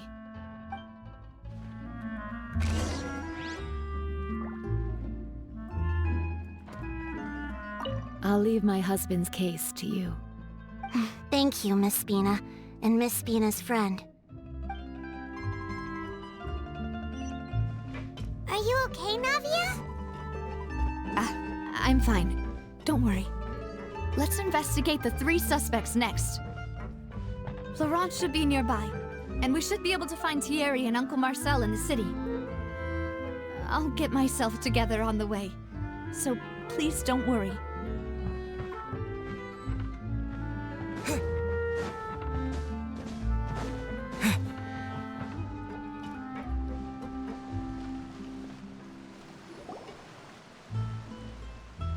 Greetings, boss. How may I be of assistance today? I'm sure you've heard about what happened at the Opera House. Someone got turned into water right in front of us. Yeah, I've heard. With something that dramatic, I'm sure journalists will milk it for all it's worth. And it'll be all the talk for the next several weeks. It also reminded me, on the day that the incident happened with my father, it was raining outside, and we found some clothes left at the scene. After my partner here put the dots together for me, I feel like we should try to reopen his case. Can you do me a favor and try to recall what happened that night? Let me think. Mr. Callus was feeling pretty upbeat that day. So he was drinking and bantering away with us at the table. After that, he told us that he wanted to go get some fresh air. So we let him go without thinking much of it. Who knew that we would hear 2 gunshots ring out right after? My first reaction was that Mr. Callus's life was in danger. So I grabbed my holster and made a mad dash toward the scene. But when I got there, it was already too late. Mr. Callus was standing over a dead body with a gun in his hands. All we could do was look back and forth at each other, not knowing what to say. So you also remember 2 gunshots then? Indeed. The guard said that the first shot didn't hit anyone, while the second killed Jacques. But I've never really bought that explanation. Reason being, Mr. Callus had left his gun on the table. I even made sure to confirm that before running to the scene. But according to the guards, that doesn't mean he couldn't have had other guns on his person. About the clothes left at the scene that you mentioned. Do you think there was a third person there who was turned into water? At least from our perspective, my father had no reason to kill. So he would also have no reason to bring an extra gun with him. The gun he was holding probably belonged to Jacques, or a third person on the scene. Yeah, that makes a lot of sense. So you're saying Mr. Callus ended up with the gun because he seized it from one of the other guys? But hold on. If that's what had happened, then why didn't he share the truth with any of us? He didn't even want to face the Oratrice machine, and chose instead to prove his honor in a duel. Did he lose all faith in the courts after seeing someone dissolve right in front of his eyes? About that, Malus told me a thing or two. So, I think I can understand why he committed to the duel. I'll tell you everything, once the whole truth has been revealed. I understand. Then, I'll leave Mr. Callus's honor in your hands, boss. And if I may just say one more thing. The whole Callus the Unfaithful epithet has been a thorn in my side since the day it was invented. Many people have laughed at me for still calling him Mr. Callus, even after so many years have passed. But it was Mr. Callus's trust that allowed me to rise through the ranks of Spina di Rosula and live the life I lead today. No matter what others might say, he'll always be the man I respect the most. And he'll always be my boss. Don't worry. I will definitely find the truth. You and all our other comrades at the Spina deserve to know the truth as well.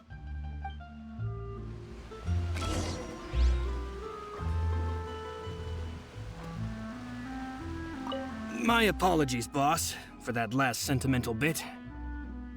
It's just, many years have passed while I've held my tongue. It's not often that I get to share my true feelings with others.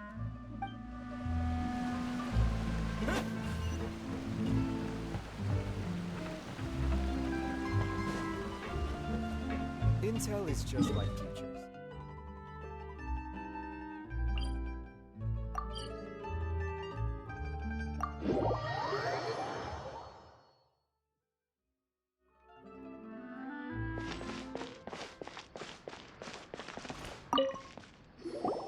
Hey, Thierry! It's me! Oh, now, what brings you here, Miss Navia? I've heard that you made quite the name for yourself at the Opera House. Oh, so you've caught news of that already. Oh, okay. Hey, I'm also a member of the Guards, you know. The way you make it sound, people would think I was sent off to Poisson because I had done something wrong. Are you sure there isn't a little bit of truth in that? Under normal circumstances, shouldn't you have been called back to the city already? I mean, where I work is really up to me. Let's just say I enjoy the ambiance of Poisson. Callus did a fantastic job running the town, building Spina di Rosula from the ground up and clearing many obstructions in my way. It would be next to impossible for me to find a similarly easy but high-paying job in the city. Anyway, enough chit-chat. Are these two friends of yours? You, here for some formal business? Yes. These two are my partners. What happened at the Opera House made us realize that Linny's case and my father's may be related. We're trying to reinvestigate the details of my father's old case.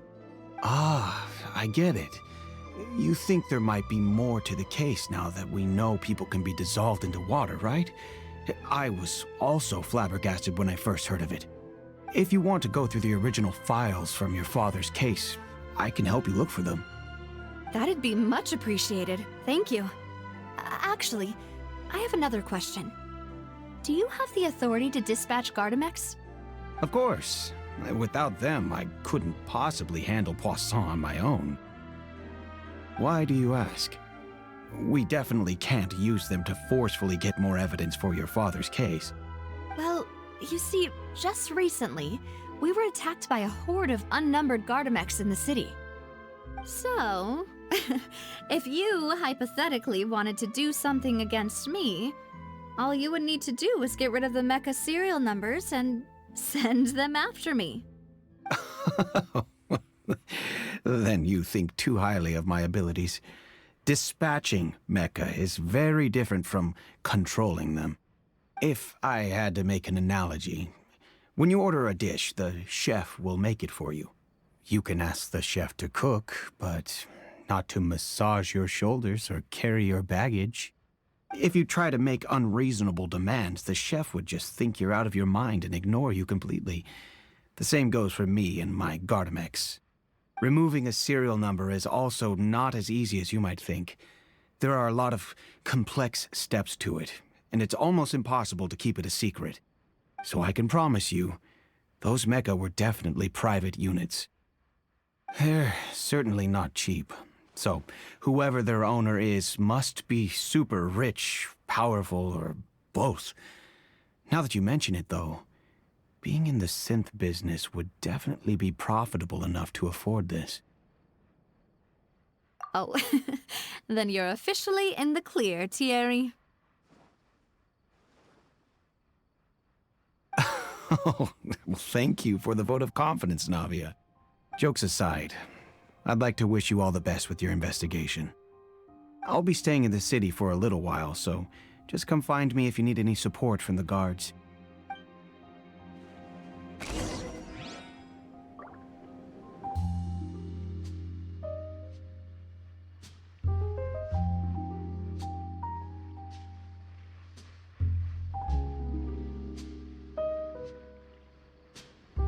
Welcome to Ballet Memo. I have to keep an eye on the deployment of guards.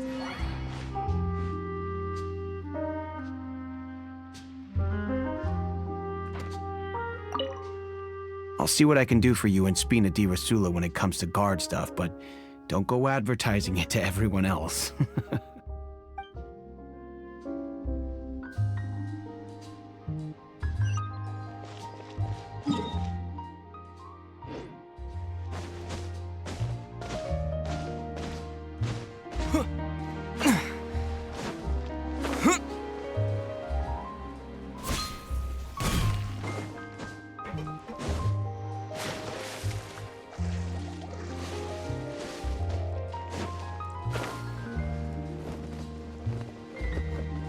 Maybe I wasn't meant for this world.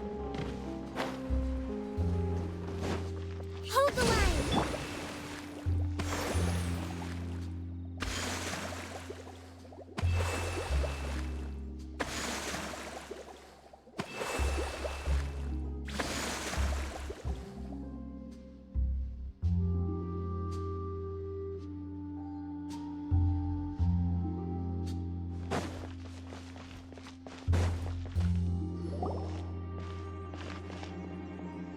Hello. How may I help you?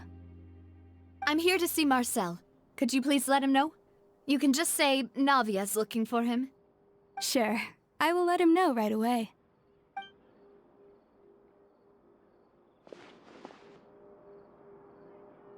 Navia, hello. Sorry to keep you waiting. I'm not as young as I used to be, so my legs are giving out a bit. Oh, it's all right, Uncle Marcel. There's no need to stress. I just wanted to talk to you briefly about what happened in the Opera House. I'm sure you saw everything too, right? Yes, I've never seen anything so strange. Oh, you were at the Opera House too? That's right. I went there with Navia to see the magic show. Who knew it would turn into a whole murder mystery? I also witnessed your marvelous sleuthing work. Quite impressive. To beat the Hydro Archon at her own game on her own turf, I can already imagine everyone in Fontaine discussing your exploits over a few glasses of wine. Oh, Paimon doesn't want to become the talk of drunkards. Apologies. It's just how Fontaine is as a nation. Everyone loves drama and theatrics. Uncle Marcel, you've also noticed that other thing, right? The fact that humans can dissolve in water? Yes, I was reminded of your father's case right away. Is that what you're investigating now? Exactly. I still don't have much solid proof, but I can sense that the other side has already begun to act. Oh, and what makes you say that? We were attacked on Araneus by some unnumbered Gardamex. And there was also an attempt to get me to drink water from the primordial sea. If not for the vigilance of my partner, I probably wouldn't even be here talking to you right now. Oh, you're giving us too much credit. Wasn't it you who protected us? Alas, it seems things are heating up again. The peace that Callus sought so dearly will soon become a thing of the past. But rest assured, Navia, Poisson will always remain a safe haven for you. If you're scared, you can always return there. If anyone dares to lay their hands on you there, the Confrérie of Cabriere will use its funds to the last Mora to bring them to justice. Thank you, Uncle Marcel. But I don't intend to go into hiding. I'm going to strike while the iron's hot. Do you have any new thoughts on my father's case? About that. Sorry, my age is catching up with me, so it'll take me a while to recall my memory. The Confrérie was responsible for that banquet, so I was out and about the whole time making sure things were running smoothly. I didn't even have the time to drink with the guests. Then I heard the sound of a gunshot, and the rest was history. Oh, it's okay. No need to push yourself. We'll ask around some more, see if there are any valuable clues elsewhere. Sounds good. Just let me know if you ever need Mora. All my wealth comes from Callus's patronage and support. I'll spend however much it takes to clear his name.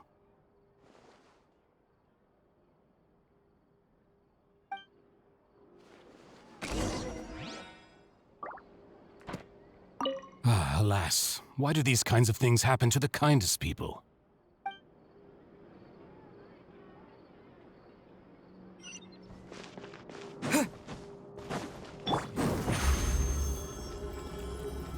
Over here!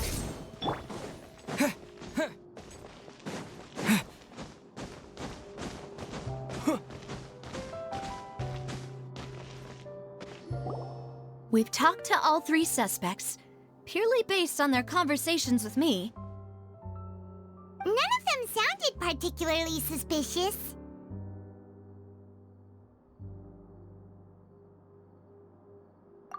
I suppose that's to be expected, though. If a single conversation's all that's needed to find them out, then my father wouldn't have needed to investigate the case for so many years. Anyway, even though we didn't make a breakthrough, let's still compile what we were able to find. But where should we start? Ah, you're right! Flora mentioned that Callus probably only ended up with the gun because of circumstance. That makes sense. According to Jacques' family members, he already told them that he had been discovered, and that he had no choice before he left home that day. If I had to guess, he probably received an order from the synth boss to kill my father. Had he refused, he and his family's lives would have been forfeit. So, Jacques fired the first shot? Oh? And why is that? Ooh, that's a good point. Jacques probably already knew that he was just being used as a tool for murder. And once he had completed his mission, he'd be of no more use to his boss. So, what would make more sense from his perspective would be to turn his back on the Order and seek protection from my father. Makes sense. But without evidence, that's still just a theory. Besides Jacques, the attack from the Gardamex has been bothering me quite a bit as well. It's obvious that our enemy has become more antsy after the secret of the primordial seawater was revealed. Do you think he knew, even then, that we'd follow this lead to the end?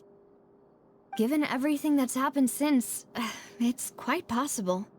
But who among the three suspects would have the ability to control privately owned Gardamex?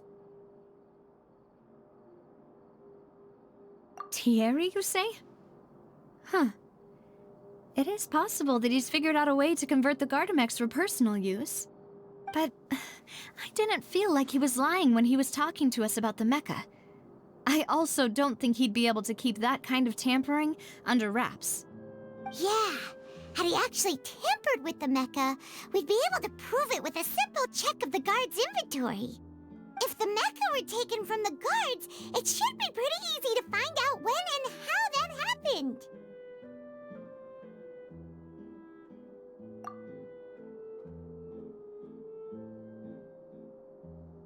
Uncle Marcel? My father did really trust him. And they worked together on a large number of projects. Maybe that's how he got to know Jacques. And with funds from the Confrérie, he could also afford a large number of Gardamex. It's still really hard for me to imagine, though. After all, Uncle Marcel has been around since I was just a child. Also, wouldn't this mean he has been spending a whole lot of mora and energy to fight his own synth business?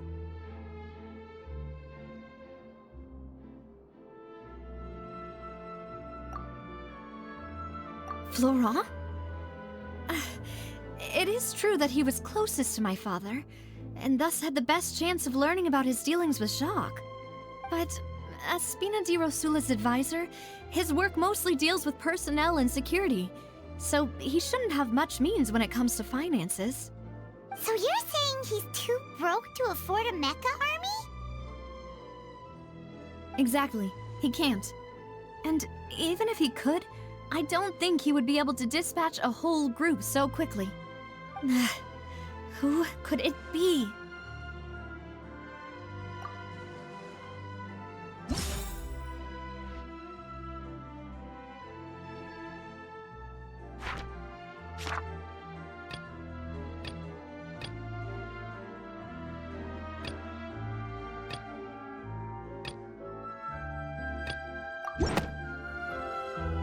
You know, if you think everything through, Uncle Marcel is indeed the most suspicious of them all.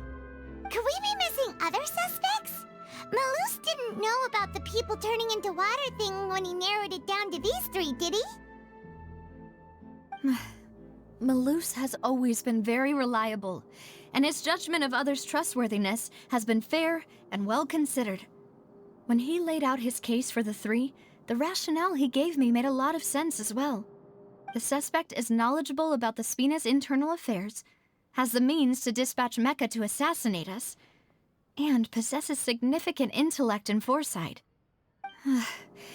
Even if I don't want to believe it, I'm starting to see how things could all tie back to Uncle Marcel. Well, we still have another trump card on top of all the theorizing and speculating. Yes, Malus did say that charging straight in there would be extremely risky, but we don't have any other options right now. We need far more solid proof before we can hope to go charging in on our enemy. Navia, here you are. Oh, I've been looking for you. Huh? Aren't you the guy from the guards? Did something happen? Yeah. News came from Irenaeus just after you left. We've got another trial on our hands. Wasn't that place built specifically for holding trials? What's so newsworthy about this one? I know. But they said the person they're putting on trial is a Fatui harbinger called Tartaglia. What? Is that someone you know? Yeah, we know him. Maybe even a little too well. Well, he's been accused of being the true culprit behind the serial disappearances case. It's absurd, don't you think? Wait, how? None of our investigations have had anything to do with him. That's what I thought was strange about it, so I came to tell you the news right away. If the charge against him stands, then it'll be next to impossible to get the guards to support any of our planned investigations. Right, because they'll think they've already found the culprit. Yeah, and it'll be a lot harder then to clear Mr. Callus's name. I understand. Well, partner, What do you think we should do? We still haven't found any conclusive evidence. Huh? Split up? What do you mean?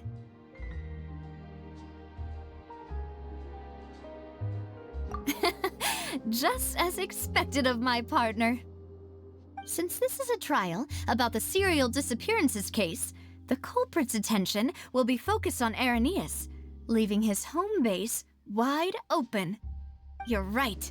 This is our best opportunity. All right then, let's do this. I'll stall them at the Opera House and charge Marcel as the true culprit. I won't have any chance of making that charge stick, though, unless we find more evidence. It'll be up to you to make it back in time and hand the decisive evidence to me. We'll help you, just like you helped us in Linny's trial. Demoiselle, please allow us to accompany you. I'm ready. Ah, Malou, Silver. When did you two get here? We heard that you'll be leaving Poisson and figured that you might require our assistance. It's our hope that your confidence will be bolstered with the two of us by your side. Thank you so much. Then, let's make haste for Arrhenius.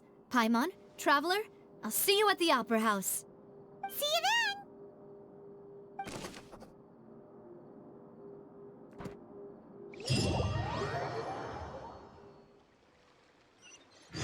Now that Navia has set out for Arrhenius, we should also get going. The location has already been marked on the map, so let's head over.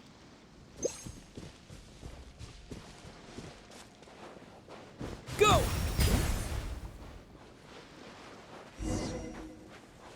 Huh. According to Malusa's info, the synth production base is underwater. Let's go and try to find the entrance.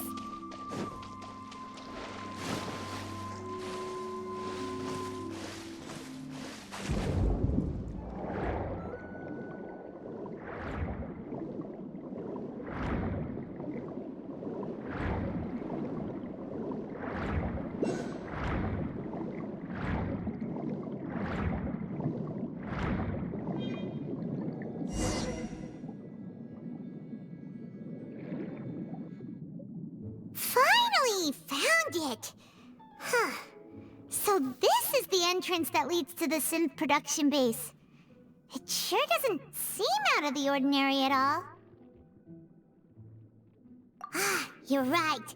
An important place like this is bound to have a ton of protective measures and mechanisms. Navia's probably arguing up a storm right now to stall for us.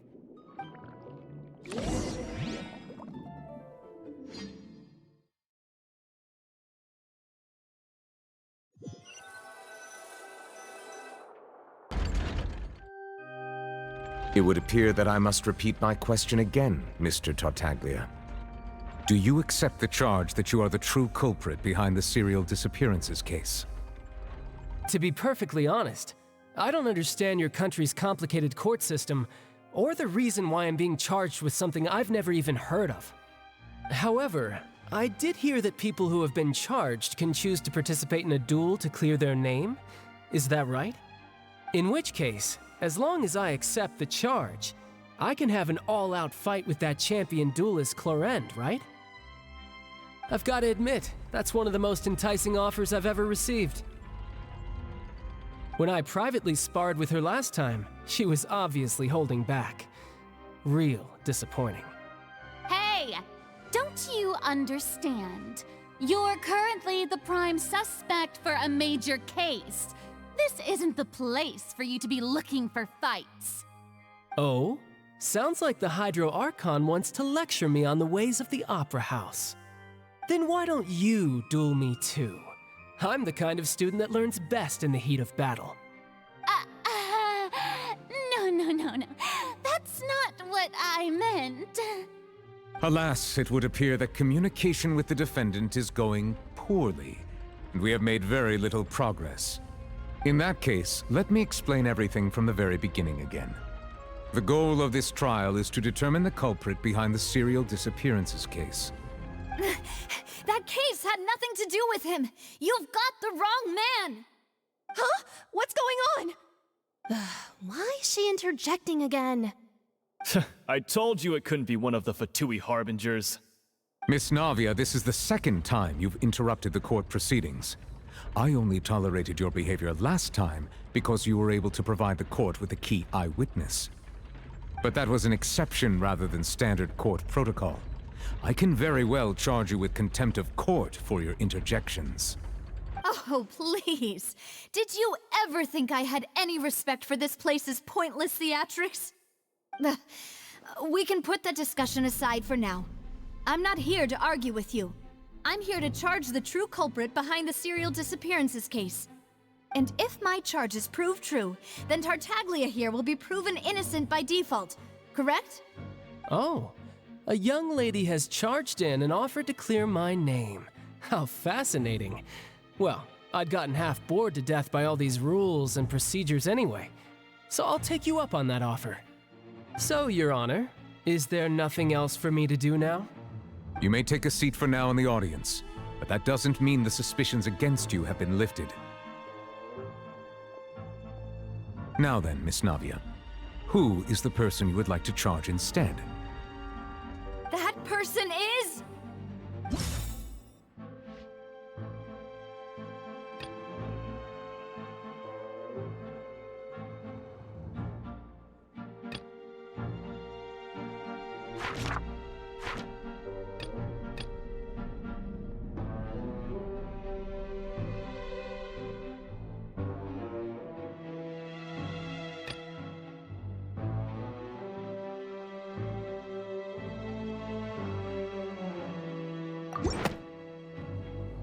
Marcel, the head of Confrérie of Cabrières! Huh? What confrérie? Never heard of them in my life. I've heard of them, but weren't they Spina di Rosula's sister organization? Oh, is this going to be a friends to enemies type situation? Please let me remind you, Miss Navia, that charging someone is an incredibly serious matter. Committing to the charge also means taking on the legal responsibilities associated with it. And if the charge fails, depending on the circumstances, you may also be charged with the crime of making a false accusation. Knowing this, do you still wish to charge this man? Yes, I do. In that case, I declare the charge to be valid. Miss Navia and attorneys, please take your places on the court. Members of the guards, please contact Mr. Marcel right away so that he may stand trial.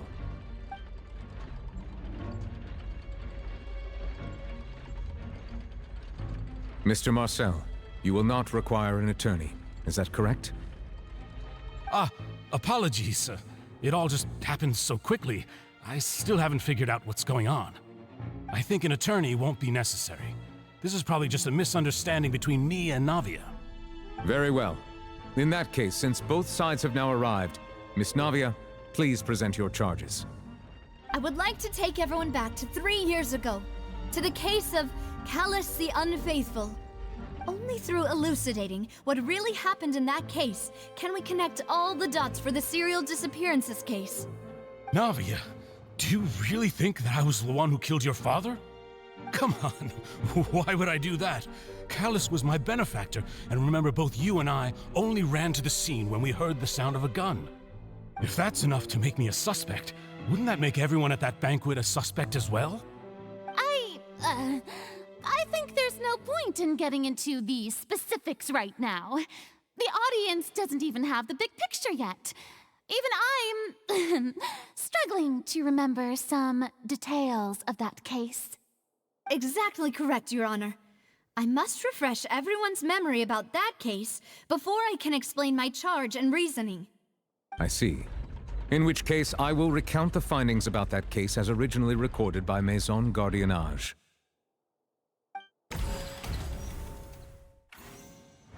On the day of the murder, Spina di Rosula hosted a large banquet in a countryside estate owned by the Confrérie of Cabrières. During the banquet, all attending guests heard 2 gunshots from the courtyard. When the guests arrived at the scene, they found the primary suspect, Callus, holding a gun, while his acquaintance Jacques lay dead from a gunshot wound. The guards' investigation did not recover any other firearms from the scene. As a result, they concluded that the suspect's first shot must have missed, while the second must have taken Jacques' life. The suspect did not dispute this conclusion, and also declined to defend himself in court. Instead, he chose to prove his innocence through a duel. Callus was defeated by champion duelist Clarand in the ensuing duel, and soon succumbed to the injuries.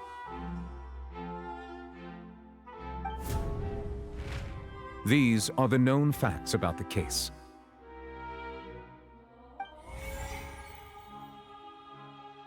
The one with the motive to kill was Jacques, not my father. And even so, Jacques still had no reason to pull the trigger. In truth, the third person shot Jacques first, and was shot in turn by my father when my father seized the gun from him. After that, the true culprit turned the third person into water, erasing all traces of him from the scene. Thank you for the summary, Your Honor. Of course, the guard's conclusion appeared quite sensible to us at the time. However, we should revisit the case now that we've gained new information about the abilities of water from the primordial sea.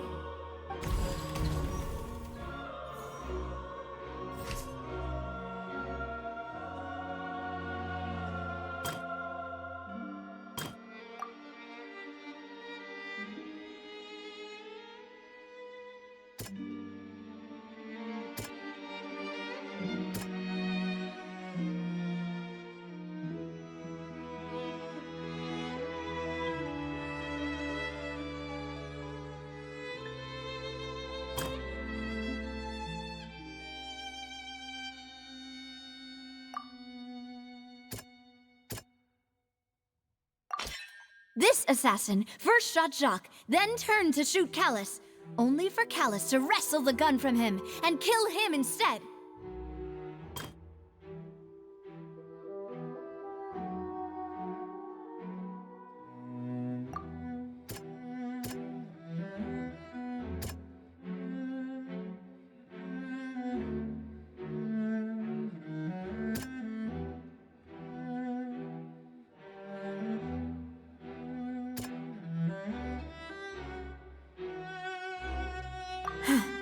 Something's not right.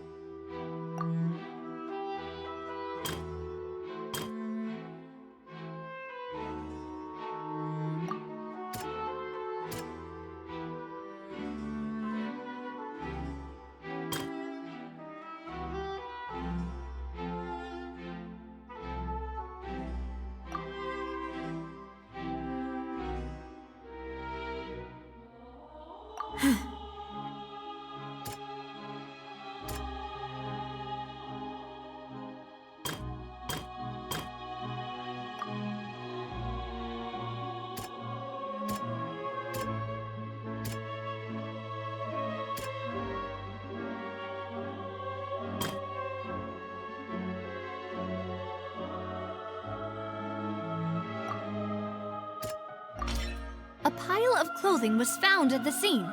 The guards once believed they were used by Jacques as a costume to disguise himself. But now, it is clear that the clothes were proof that there was a third person at the scene, and that they were turned into water after committing the murder. Since it was raining that day, the culprit was confident that they could use the rain to wash away all traces of their dissolved accomplice.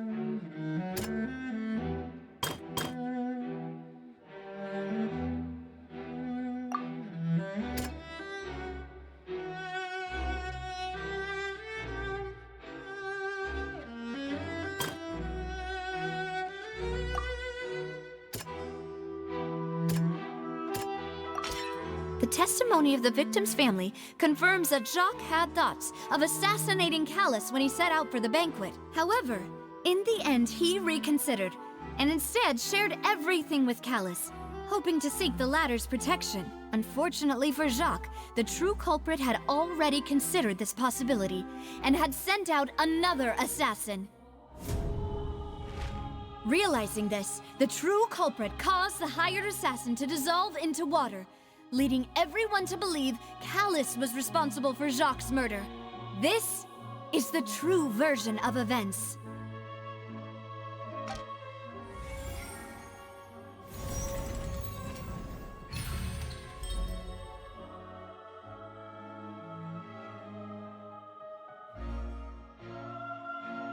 So that's what happened. Wait, you're telling me something as dangerous as water from the primordial sea has been used for all these years? What a great theory. It also explains Callus's and Jacques' respective motives. I guess they didn't shoot each other after all. Mr. Marcel, you are the one being charged with the crime. You should provide a rebuttal if you wish to prove your innocence. Ah, but I think I agree with everything Navia just said.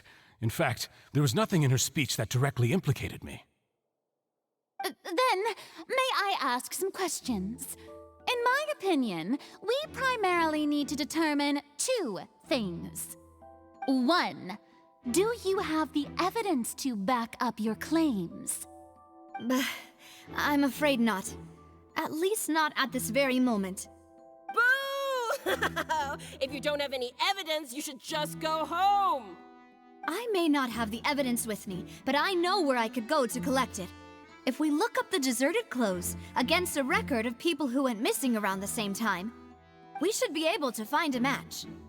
Considering the serial disappearances case, the guards probably kept careful records of all missing persons from around that time, regardless of age or gender. That makes sense to me. Monsieur Neuvillette, I would consider this to be a reasonable investigative direction.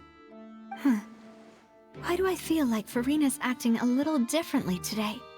Maybe she's scared of embarrassing herself again? Alternatively, she's become more diligent after charging an innocent citizen in the last trial. My second question has to do with the ensuing duel. If the truth is indeed as you described, then why didn't Mr. Callus explain himself in court? If he had testified that a person had been dissolved, he could have at least mounted a defense. I've thought about this too, and the answer is actually pretty simple. He felt there were things that were more important to him. The dissolving power of water from the primordial sea is an important secret for the true culprit of the serial disappearances case. My father could have exposed it for all to see, but he chose to take it to the grave. At that time, Spina di Rosula was in dire straits, and his reputation had already been shattered. He had no guarantee that going forward with the truth would allow the culprit to be brought to justice. What was certain, however, was that it would paint a gigantic target on my back. Boss once told me that Demoiselle had already been selected as the next target of the serial disappearances case. What? If the secret had gotten out, the culprit would have fought an all-out war with Espina right there and then. I wouldn't have been the only one in danger. All of us would have stood to lose our lives. Of course, the guards might eventually figure out the truth of the matter and determine that we were in the right. But what good would that do? How can a hollow verdict protect anyone? Had this opera house ever given my father any kind of confidence in its brand of justice, Spina di Rosula would have had no reason to exist. But by staying silent, we retained the ability to deter our opponents and continue the stalemate. I was able to become Spina di Rosula's president, which made me harder to target, as well as giving me more time to grow and learn. And once I have figured out the truth and stepped up to the challenge, I will do what this opera house cannot, and restore my father's truth and honor back to him. So, you mean to say, your father intended to die in the duelist's ring? That's right. Do you have any proof? Of course. All you need is to ask his opponent, Clorand. I don't need your apology, your guilt, or your support from the shadows. You don't have to do anything for my sake. But since he entrusted his will to you, Clorand, you should tell us the truth about his sacrifice. So, during the duel, did you believe that Callus was intending to die? Yes, I did. As a champion duelist, I've fought many battles and taken a countless number of dishonored lives. In my line of work, I've seen all kinds of people give their all for the faintest hope to continue living. Some were determined, others passionate, and some even manic and twisted. Just one look and I can tell if a duelist is hoping to live or if they're looking to die. I hereby swear on my name and honor as a champion duelist that Mr. Callus never intended to leave the ring alive. Since that's your testimony, I have no more questions. It appears there really are good grounds to reopen this case. I concur. However, Miss Navia, you still have not explained the link between your father's case and the serial disappearances case. Right? What she said was fascinating, but kind of beside the point. Wait, weren't they just talking about the serial disappearances case? Of course, Your Honor. The two cases are connected via a matter of timing. In my father's case, the culprit intended to kill both Jacques and Callus. As a result, they planned to act after hearing 2 gunshots. And at the end of Linny's trial, the culprit also only dissolved the victim in front of everyone because they realized they were at risk of being identified. The culprit could only time their actions so precisely if they were already at the scene. Coincidentally, Marcel attended both the banquet and the trial. So that's why you suspected me. Even after hearing your reasoning, I still can't help but find it a little preposterous. I'm used to it, though. You've always been an impulsive and sentimental child, Navia. It's one of your most endearing traits. No need to appeal to pathos. I won't try to refute your points one by one, but even if everything you just said was true, can you prove that I was the only person present at both events? On top of that, does a person have to be physically present to control the timing? Can't someone remotely monitor the place? Don't know what she can say to that. I know that even with that, you might still think you can reduce the list of suspects with some further investigations, until I'm the only one left on the list. Alas, who won't feel at least a little hurt by an accusation of murder from a girl you see as your own daughter? But if I were to dismiss this completely, you'd also think I'm not being considerate of your feelings. Ah well, let Uncle Marcel teach you another lesson. Do you know what the biggest flaw in your reasoning is? I suppose you're gonna tell me anyways. It's timing again. I'm a businessman by trade. From that standpoint, there's no reason for me to kidnap young women. It's a high-risk action with nothing to gain. In addition, I left my home in Snezhnaya when I was young to come to Poisson and work in some trade.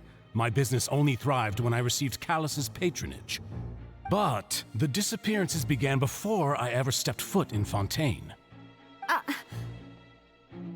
I do apologize, demoiselle. This was my mistake. No, it's not your fault.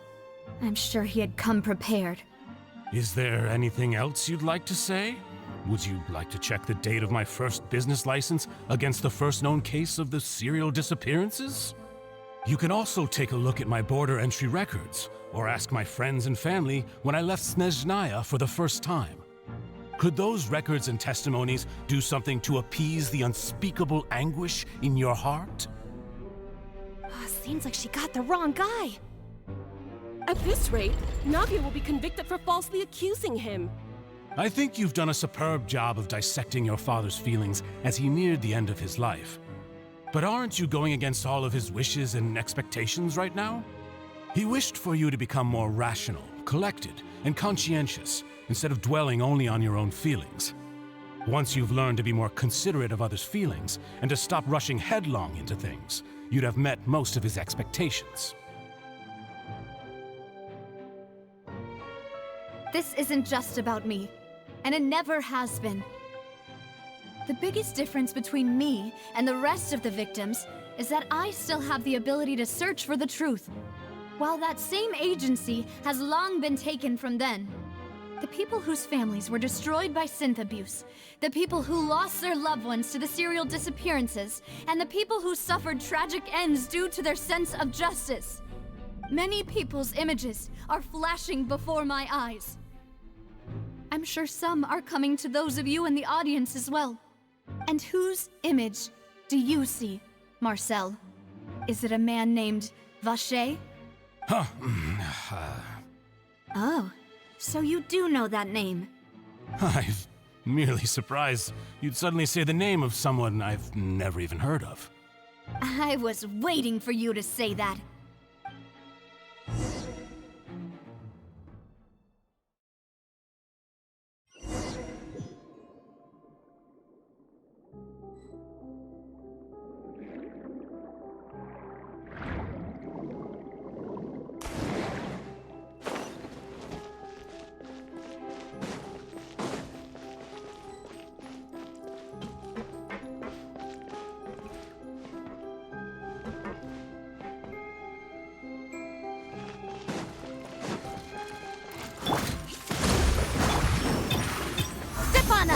Over here!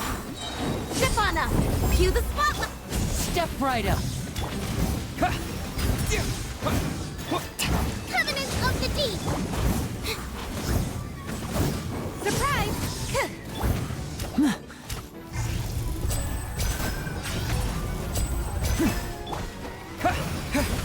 Let the magic begin! Wipe out! Here comes the finale! Now disappear! Go! Over here! Step on up! Torrent, bring refuge! Cue the spotlight!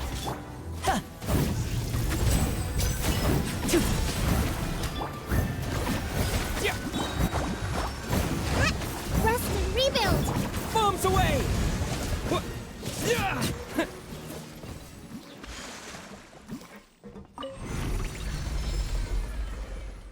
Whoa! The floor is going up! Is it because of this mechanism in the middle? That guy really prepared a lot of stuff for this place.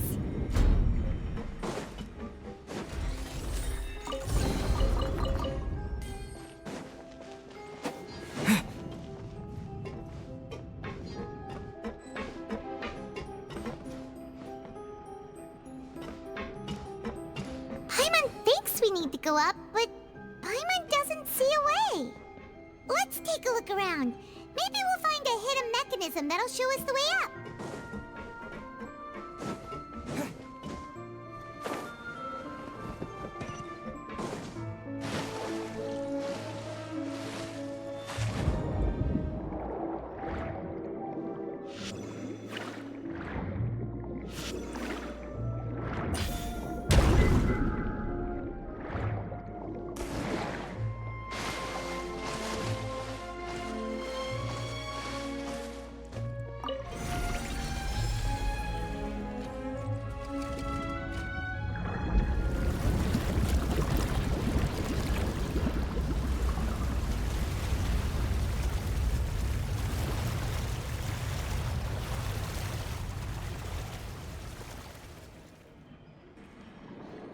The water level is rising! Now we can swim to the top! But this is still a ways away from where we need to go.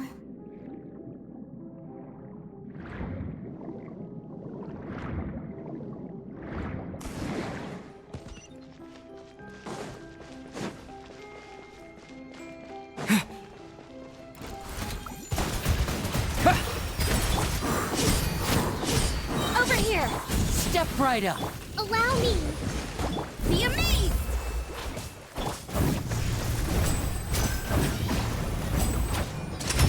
A round of applause! voila! Water jet! Wipe out! Surprise! Over here! Hold the line!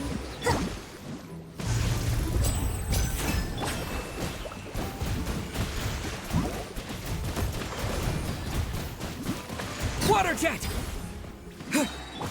Let's move out. Surprise! Step on up! Let the magic begin! Yeah!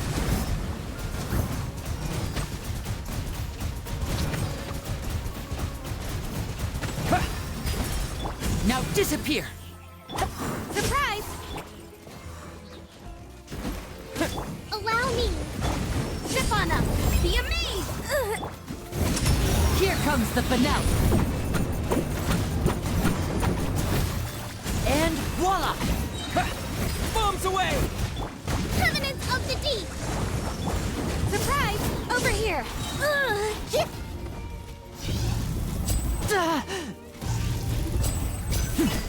Cue the spotlight! Go! Hold them!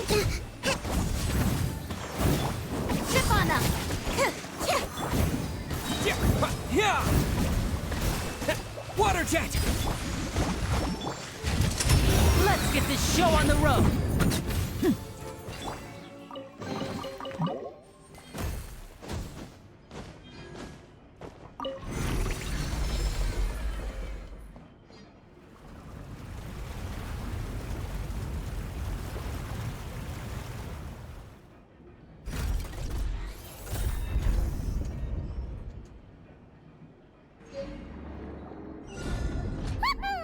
Now the path is clear! Let's go!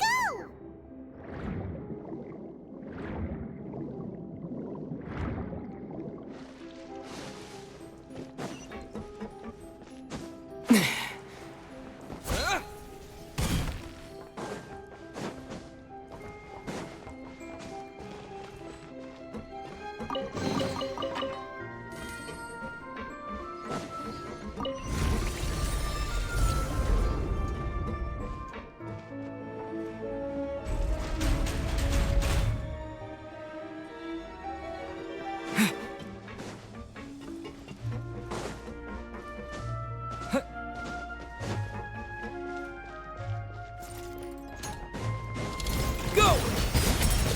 Rest and rebuild! Let the magic begin! Surprise! Step on up! Step right up!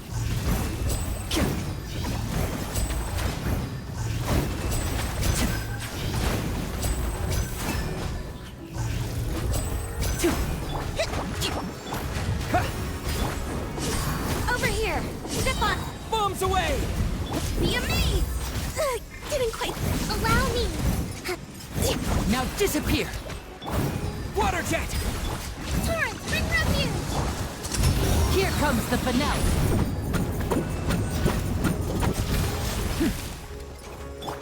Go! Step right up! Wipe out!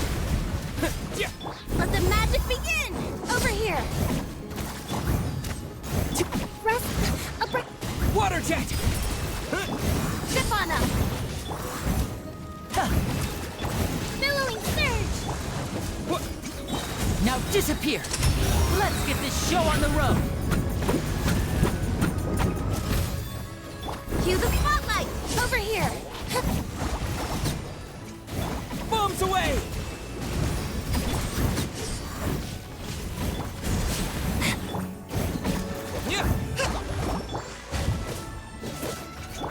Step on up!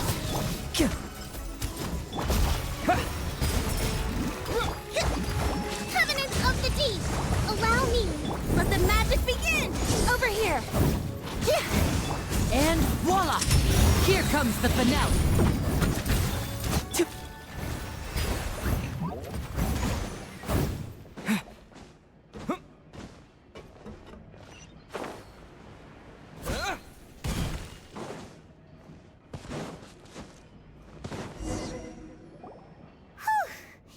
After all that, we finally made it to the innermost sanctum. Though, as expected, the mastermind isn't here.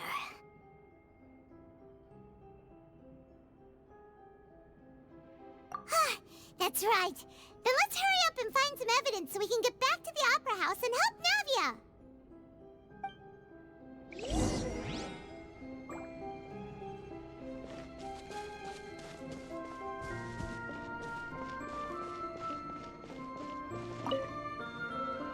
What's this over here?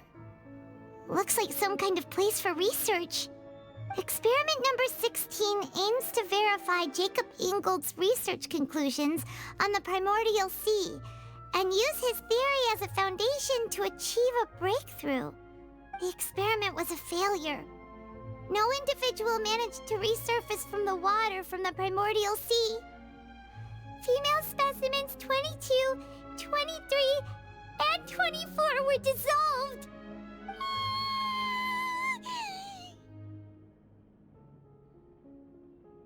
Sorry, Traveler. Paimon will try her best.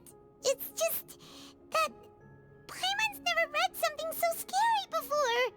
How can someone write something that terrible in such a matter-of-fact tone? You read the rest. Paimon's too scared to keep going. So that's why he did all of these experiments. Wait, did he really think he'd be able to find a way just by dissolving people over and over? That's just insane! Huh? Isn't that the name you heard by the fountain? Paimon thought he was an eyewitness in the serial disappearances case. You mean Vache is the one who did all of these... experiments? So that's it! Vache was no victim, but personally took his lover and... No, that's not it either! If that's the case, why would he want people to resurface from the water? In any case, Paimon will write it all down.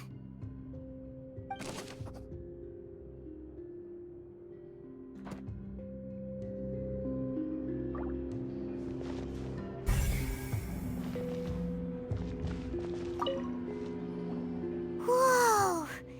There's so much synth here!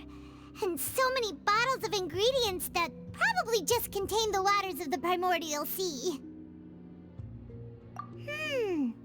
Mixing in progress. Ready to drink? Stock sample? Huh.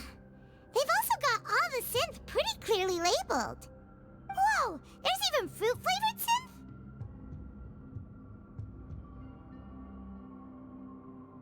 Yep, it's super obvious.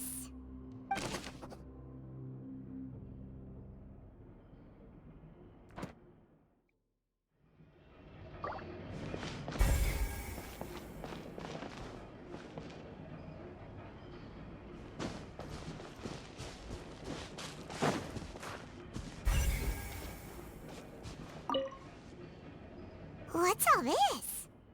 Aw, it's a bunch of really cute things! Pink accessories, a hair tie, a necklace, even a makeup box. Oh, Paimon sees it too, but why are all these cute things labeled with different girls' names? Huh? You mean the girls from the serial disappearances? They were brought here? And then they were turned into water. And all the boxes of things, these names. That means... Oh, this is terrible!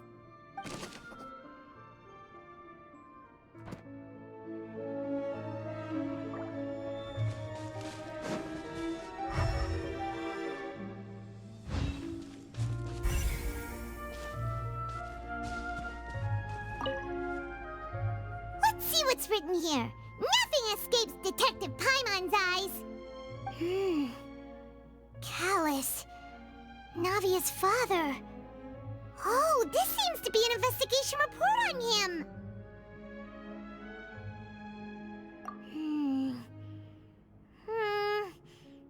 Yep, it's about finding someone to assassinate Jacques and Callus because of a lack of confidence that Jacques himself would go through with it. This should prove the existence of the third person, right?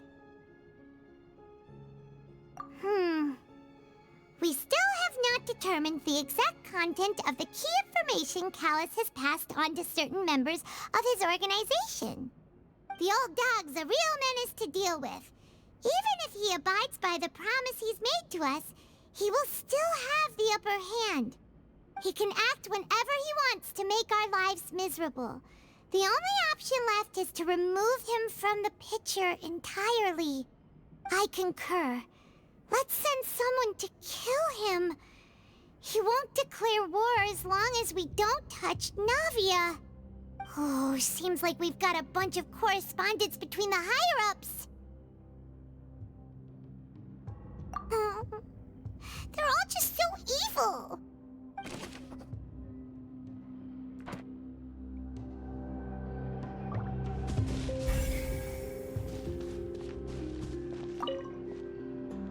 Oh, look!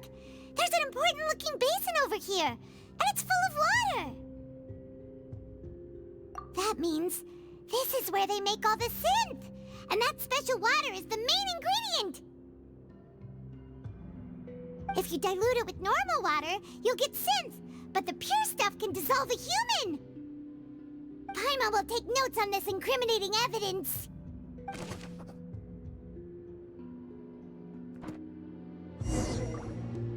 We've looked at almost everything here, and it seems like our theories were spot on.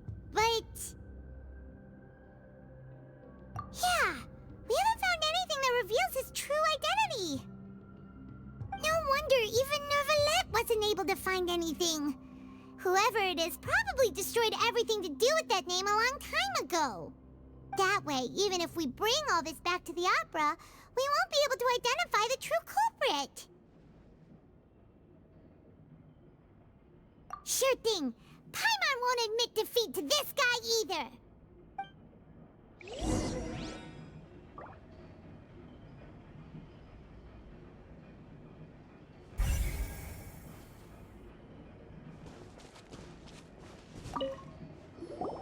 You take that side and Paimon will take this side.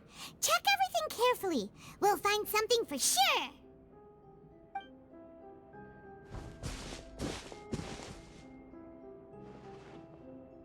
Ugh. Nothing at all. And Paimon can't even find snacks either. Whoa, really? Let Paimon see. Vinier. Isn't that Vache's lover's name? Then you found her diary. Let's see. Aw.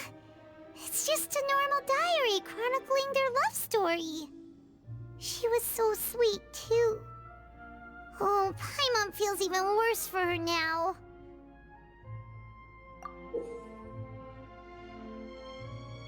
So many! A whole page's worth! But they're all crossed out. Was she unhappy with all of them?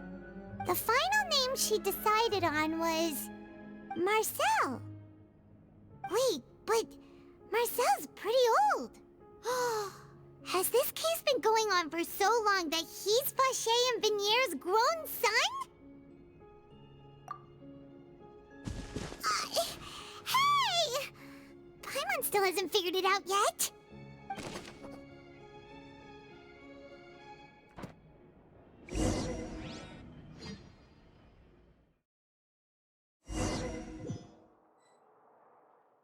And whose image do you see, Marcel? Is it a man named Vache? Oh, so you do know that name. I'm merely surprised you'd suddenly say the name of someone I've never even heard of. I was waiting for you to say that. Navia! We're back! As expected of my partner. I just knew you'd return in the nick of time. Just how often do you intend to flout the rules of this court? It's all right, Monsieur Neuvillette. Given their confidence, I expect they've found the crucial evidence.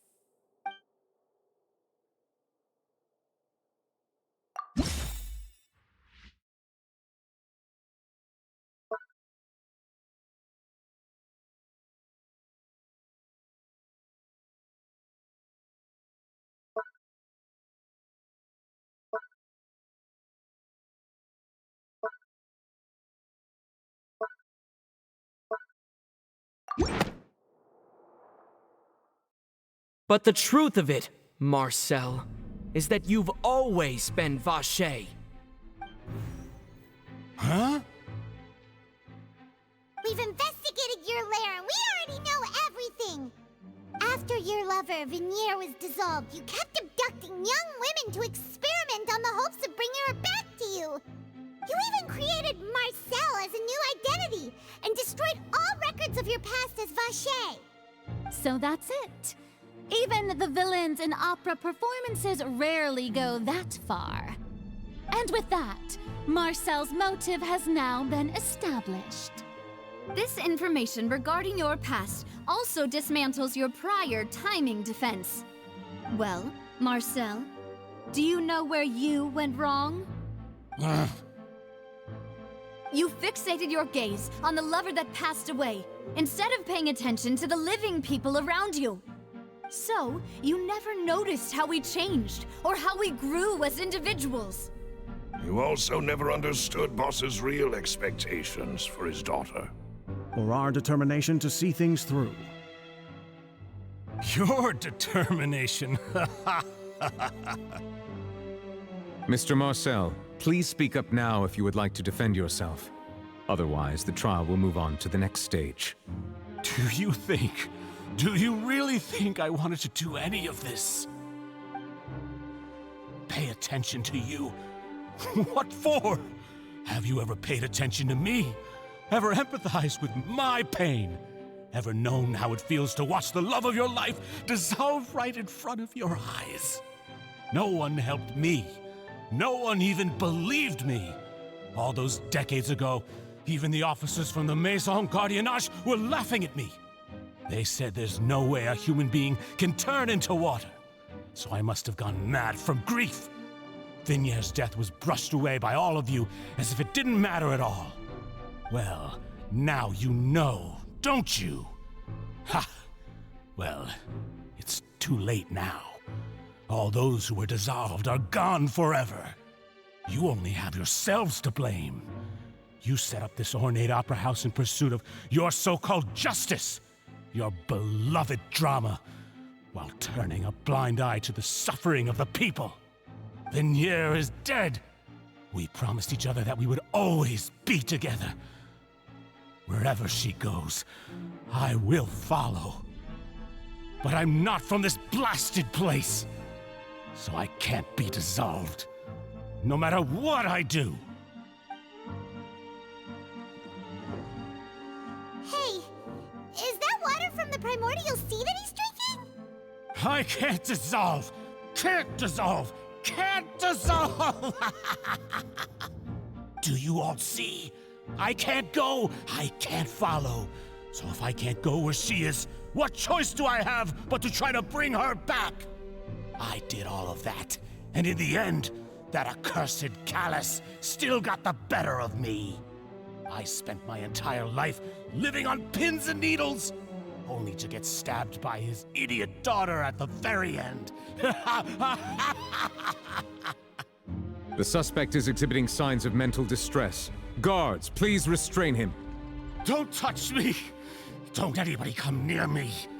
I still need to save Vignier. Our promise. We made a promise. Vignier. Vignier! Please, Vignier. Don't think badly of me. All I want to do is fulfill our promise. At this point, the verdict of this trial is clear. With Mr. Marcel's conviction, the charges against Mr. Tartaglia no longer have any basis. Fine by me. I was in a bad mood, but after a show like that, I'm actually feeling pretty good. Traveler, please submit all the evidence you have collected to the guards, so that I might review and summarize the truth behind the serial disappearances case. The man now known as Marcel was originally named Vache and worked as an adventurer with his partner and lover Vignier. During an underwater expedition, Vignier accidentally came into contact with water from the primordial sea and was dissolved in front of Vache as a result.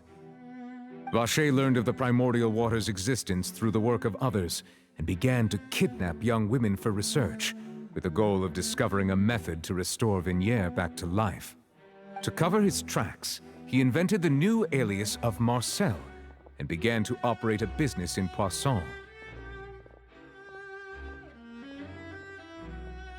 During the course of his research, Vacher discovered that a diluted concoction of water from the primordial sea can induce feelings of euphoria, and began to manufacture and market synth. However, as he accumulated wealth to fund his continued research and expanded the scope, he came into conflict with Spina di Rosula. After exchanging blows with Spina di Rosula for many years, Vacher decided to assassinate their president Callus at a banquet. Although the assassination did not go as Vacher expected, he was able to turn Callus into the murder suspect by dissolving the assassin he sent to the scene. And just recently, Vacher attempted to frame Linny as the culprit of the serial disappearances case, using a similar method. However, his attempt to frame Linny failed, and the power of water from the primordial sea became public knowledge. This case also exposed enough of Vacher's machinations that he was eventually successfully charged in court. Thus concludes the enigmatic history of the serial disappearances case, with the truth revealed to all.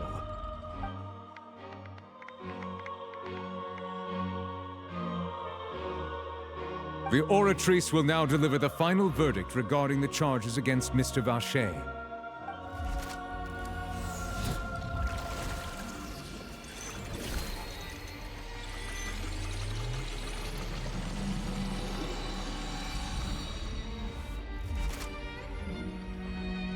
According to the judgment of the Oratrice Mécanique d'Analyse Cardinale, Mr. Vacher is guilty.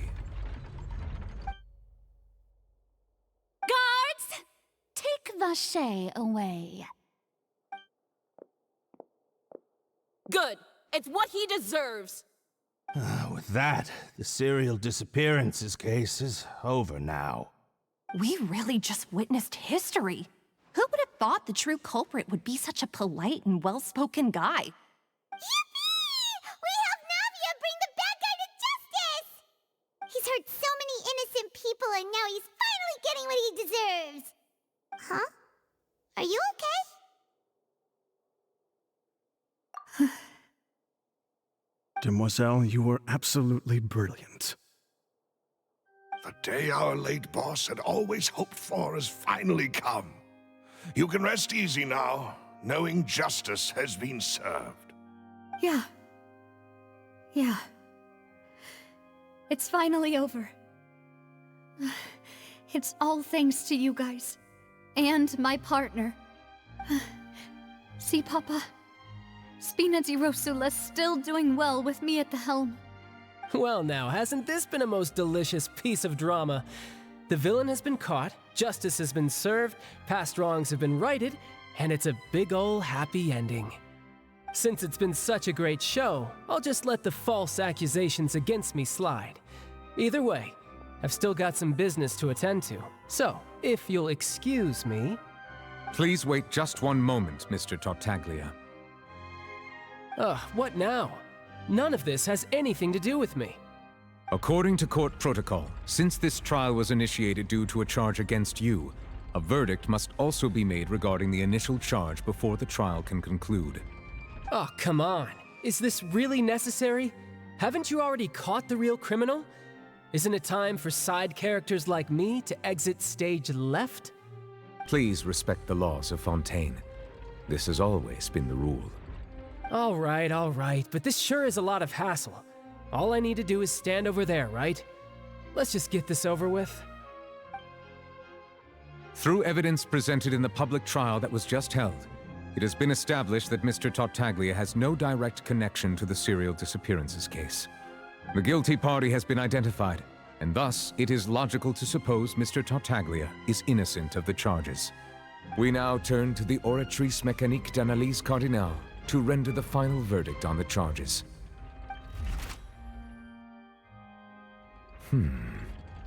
According to the judgment of the Oratrice Mécanique d'Analyse Cardinale, Mr. Tartaglia is guilty. What? Hey! That's not funny!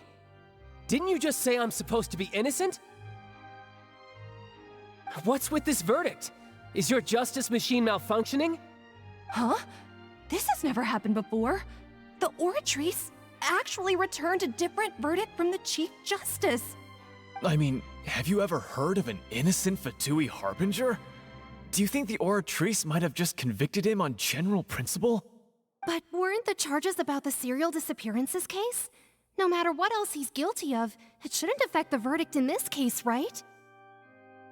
The judgment of the Oratrice Mécanique d'Analyse Cardinal is, by law, the final verdict of the court. We must accept the guilty verdict. Guards, please take the suspect into custody per court protocol.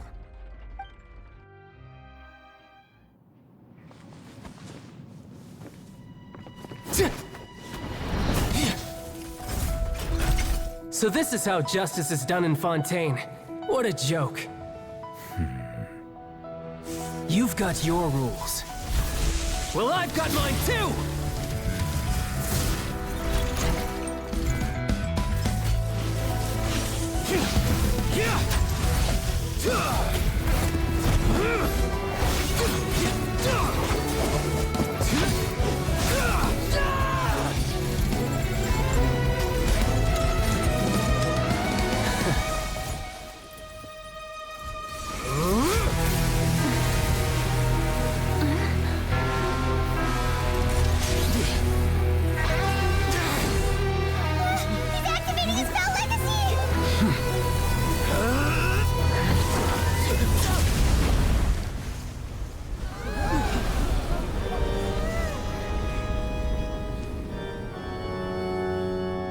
I am sorry. If you have been wronged, we will find the truth. But the rules of the court must be upheld.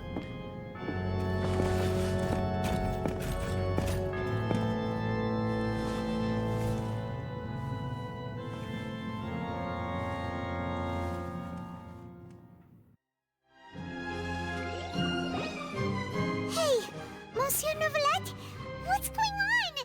Shouldn't they have been cleared already? Apologies. This is also the first time I've encountered such a situation.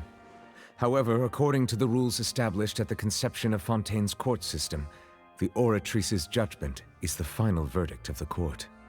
All I do is follow court procedure. As for why the Oratrice arrived at the conclusion it did, you should probably ask someone more knowledgeable than me. Why are you looking at me? I had nothing to do with it! I don't know what happened there either. Hey, stop staring at me! What does Lady Farina mean by that?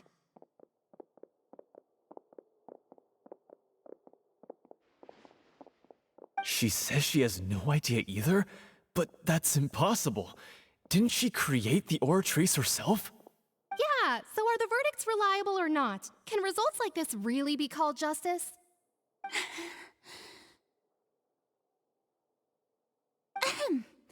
My dearest citizens, did you really think we'd allow an incorrect verdict to be handed out in this court? Did you really believe that the judgment could be mistaken or be the result of some sort of random mishap? Don't tell me you thought even I had been blindsided by the Oratrice's result. But the way she looked just now, it was pretty obvious she had no idea what was going on. However, given the state of things, I shall give you an explanation. Everything that just took place, including my supposed shock and bafflement, was a part of an elaborate performance, with every action meant to stir up drama and excitement. And, of course, for every performance, there is a script. Everything has unfolded exactly as I expected from the very beginning. As the embodiment of the very concept of justice, the Oratrice shall never render an arbitrary judgment!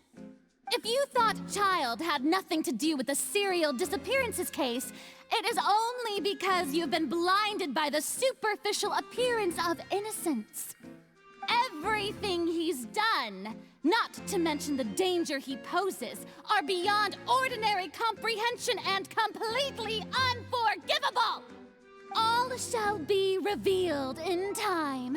You will come to understand my noble intentions, as well as the absolute correctness of the Oratrice's verdict.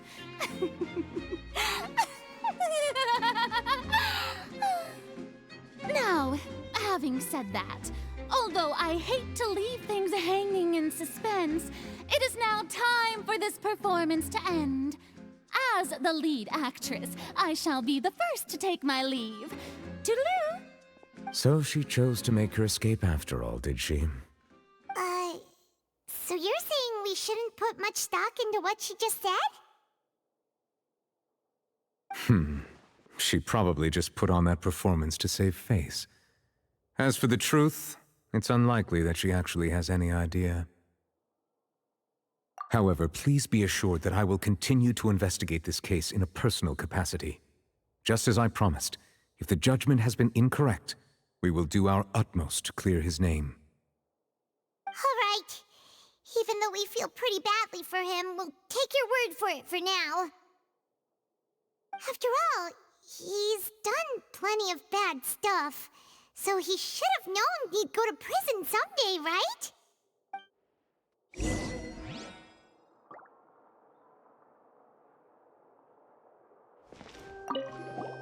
Oh, Monsieur Neuvillette! That power you showed when you took him down. Who are you really? I'm the Chief Justice of Fontaine, of course. If officers of the law lack the strength and capability to enforce it, then it makes a mockery of justice.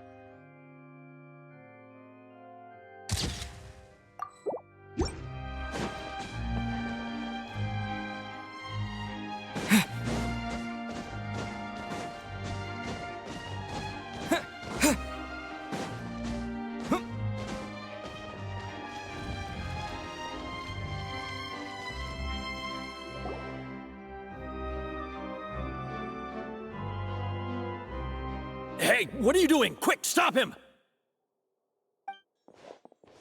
Traveler! Hey! Traveler! Marcel! What are you doing over here? Stop resisting arrest! Cease, or we'll add another charge to the list. No, wait! I just want to ask the Traveler something. I'm not looking to run away. Please, just let me ask this one small thing. Go on. Thank you. I was being led away when I finally realized something. Where did you first hear the name Vacher? I erased all records of that name. So, unless... Are you still trying to prove your innocence? Give it up. You've already been convicted. Really? You did? You're sure? You met her? But how could that be? How did you manage to do it? The Fountain of Lucine? Then she's been so close to me all along. And I just never... Please give me a chance to talk to her again. Just let the Traveler take me to the fountain to see her one last time. This is the last request I'll ever make in my life. You can do whatever you want to me afterwards. I don't care. What? Give an inch and you want to take a mile? Do you think serial killers get to make requests like that? Paimon agrees. Why should we give him what he wants when he's only done a ton of super terrible things? This request, is it worth as much to you as your life? Of course! Wait, no. It's worth even more than my life. Humans. Will they betray the instinct to live just to satisfy spiritual needs? Very well. I will grant your request. Your Honor, I fear that... I will go with him. You do not need to worry about any escape. In that case, I shall leave him in your most capable hands, Chief Justice. Thank you, Your Honor.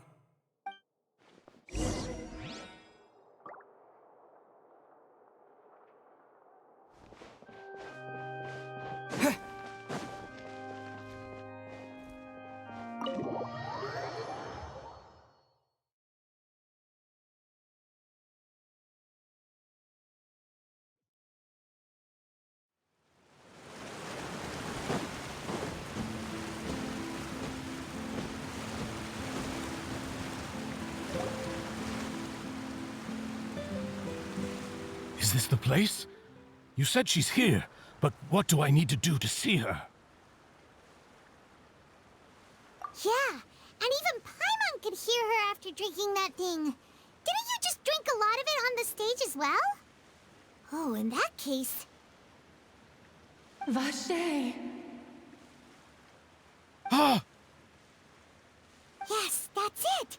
So you heard it too! Vignier, it's me! It's me, Vacher! Vacher? Vacher! I'm here! Where are you, Vignier? I'm coming for you. I'm finally here for you. Hey, wait! Be careful! Hey, wait! Vignier, is that you? It's me, Vacher! Vignier! Vacher? Why did you come? Didn't I say? You don't need to look for me. You look a lot older than I remember. How long has it been? It's been more than 20 years. I've suffered for over 20 years since the day you left. All this time, only the thought of bringing you back has kept me alive. Nothing else mattered to me. I must be dreaming. Who would have thought I'd get the chance to tell you all of my feelings like this? Vignier, you are my everything. I really don't know how I could live without you. But Vacher, if you ask me, this world would be better off without you. What are you saying? If not for you, I would have finished my law degree and probably become a top-tier attorney one day. If not for you, I would have continued to pursue my love of the arts, and my works would have been displayed in the Palais Mermonia itself. If not for you, I would at least have been able to take care of my mother. And she would not have grown old and died alone, with nothing but the tears on her cheeks. It's all because of your selfishness, Vache. It's all because of you. You... Wait, you are not Vignier. Who are you? You're right. I am not Vignier. I am the sacrifices. Every woman who died by your hand, as our bodies dissolved, our consciousnesses flowed back to the primordial sea. Our thoughts circulated endlessly within the primordial sea, and we were no longer individuals, but we became one, just as streams of water come together in the sea. I'm Cressy. I'm Lemony. I'm Azine. The only one I am not is Vignier. Why? But then, where is Vignier? She doesn't want to see you anymore. Every tendril of her consciousness is avoiding you. This is what you get for your selfishness. Your selfishness robbed us of our lives and our futures. You said time and time again that you'd do any and everything for her. But did you ever consider whether she'd want to see you do the things that you did? If she would despise you for what you became?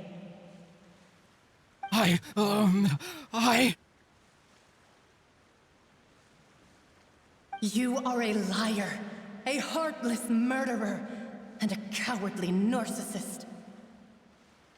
The only thing you are not is Vignier's beloved.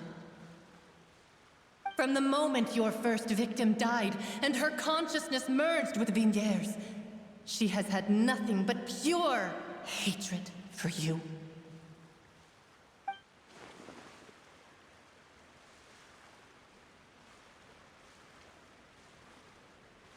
No!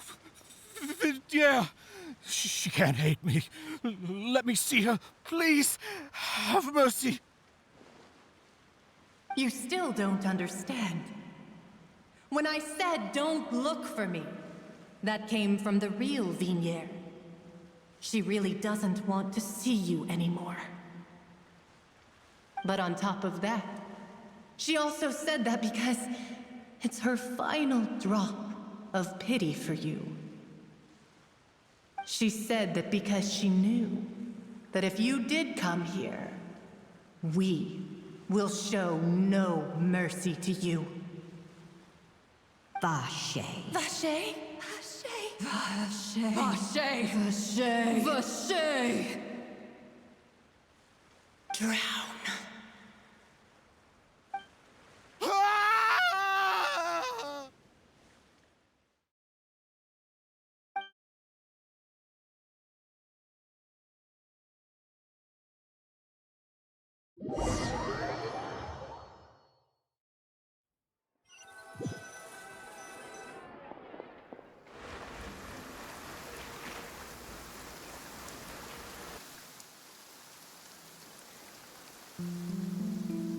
Finally, we have some time to do shopping. Gosh, it's really been a long time since we've been able to relax. Well met, partner. I knew something great was going to happen when I woke up in such a good mood today. Even this weather can't put a damper on the demoiselle's mood. It's a pleasure to see you both again. Oh, hey, Navia! It's been a few days. Paimon's already started to miss you. Oh, now that I believe. I'm easy to work with and always bring home the bacon. Who wouldn't treasure having a partner like me? Sounds like you're really really enjoying life these days, Navia. What have you been busy with since the trial? It's just been one thing after the other. I've been making non-stop trips between Poisson and the court since then. Everyone from Spina di Rosula organized a memorial for my father. We never held a memorial when he first died, since everyone knew that even if we held one back then, no one was going to come. This time, though, everyone in Poisson, and even many people from the court, all attended. So his name's definitely been cleared now. That's what we like to hear. It's been the dearest wish of Demoiselle all along. That blasted stubborn fool. I was right to put my faith in him. I'm so glad I didn't give up on the case all those years ago. Oh, by the way, I ran into Charlotte just after I left the memorial service. Well, maybe it'd be more accurate to say I knew she would be there, and there was no way she'd just let me go. Huh? So you know Charlotte too? The Charlotte? Journalist from the Steambird? Yeah, way back when I first became the president of the Spina di Rosula, she was all over me. Wouldn't take no for an answer. I believe the story was called The True Heart of Darkness, Secret Tales of the Yellow Rose. To be fair, though, it was a really flattering feature. So, we've been on pretty good terms ever since. She was trying to lean on our friendship to get me to do an exclusive piece on the serial disappearances case. Oh yeah, she told us about that. She's always been super interested in that case, so now her wish has finally come true too. Anyway, I told her to make sure that when she writes about you guys entering the opera house with the critical evidence, that you both sound really cool. Now that's another thing to look forward to. We trust Charlotte's skills with a pen for sure. Oh, and in other news, I also took Clarand out for a meal. Oh, are you two on better terms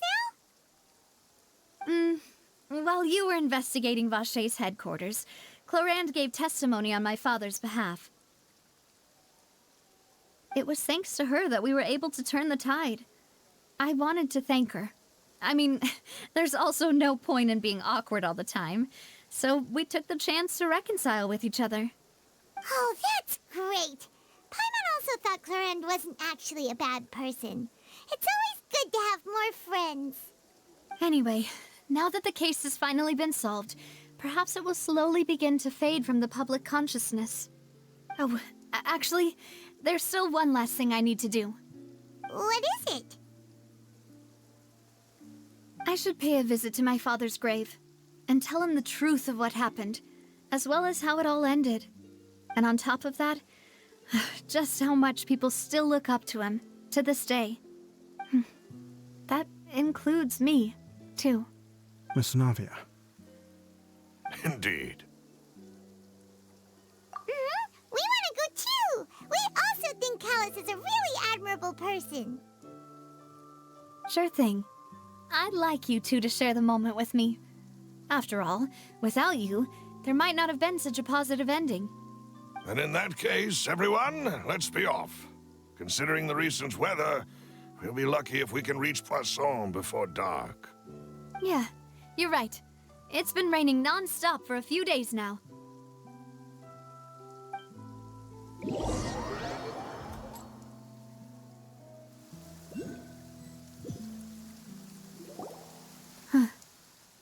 This is where my father's grave is. To be perfectly honest, even I haven't been back here for a long time. Huh? There's someone there already. Wait. That figure. It can't be... Hmm? Isn't that Nervalette? Why would the Chief Justice be here? Huh? Navia?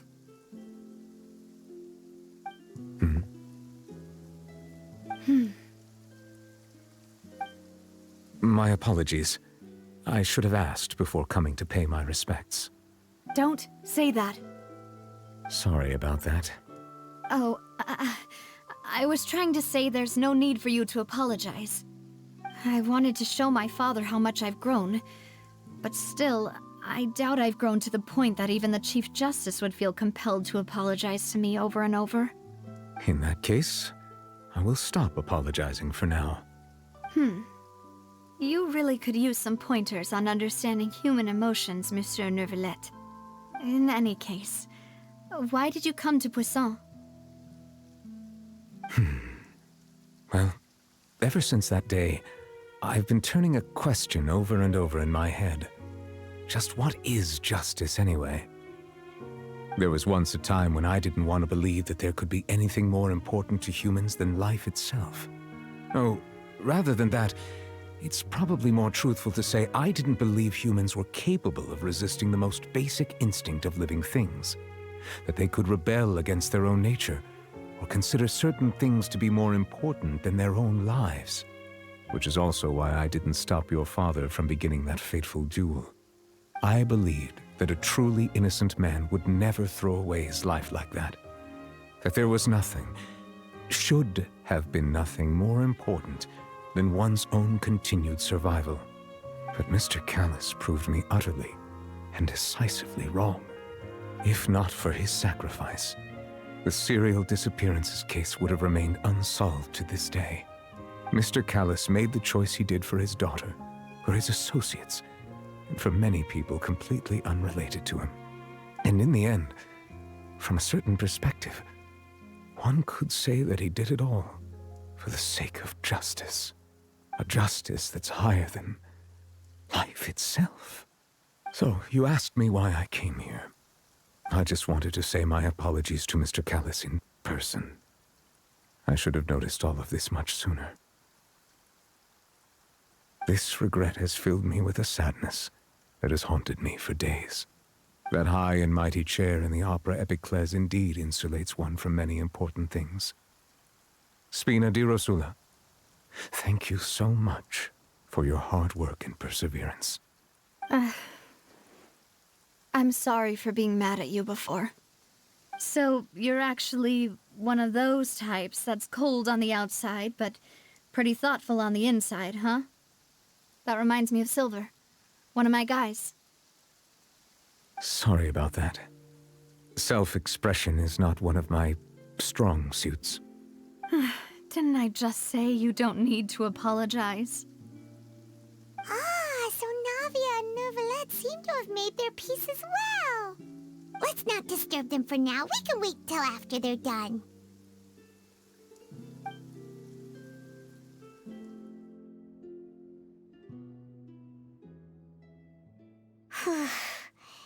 Paimon's never paid respects at someone's grave before. Did Paimon do anything rude there? Huh? Oh, Paimon didn't know that was a thing. But Paimon doesn't know what she would do if she can't fly. Oh no. Paimon hopes Miss Navia won't be too mad.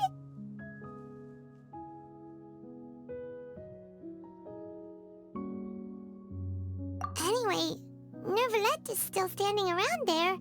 It's not often that we can catch him alone like this, so why don't we go talk to him for a bit?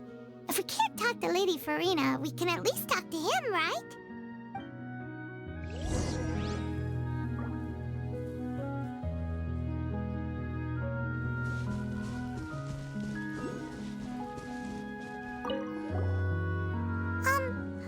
Paimon's really sorry, Navia, but Paimon did something pretty disrespectful just now. What are you saying, Paimon? I don't think I get it. Well, aren't you not supposed to fly around someone's grave? Huh? Who told you that? Hey, Traveler! Why did you mess with Paimon again?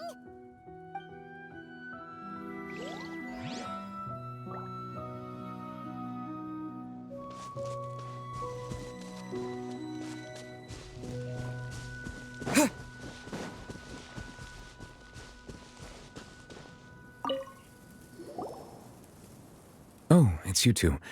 Did Miss Navia invite you to come pay your respects to her father? We ran into Navia on the streets today, so we just followed her here. I see. Then is there something that I can help you with?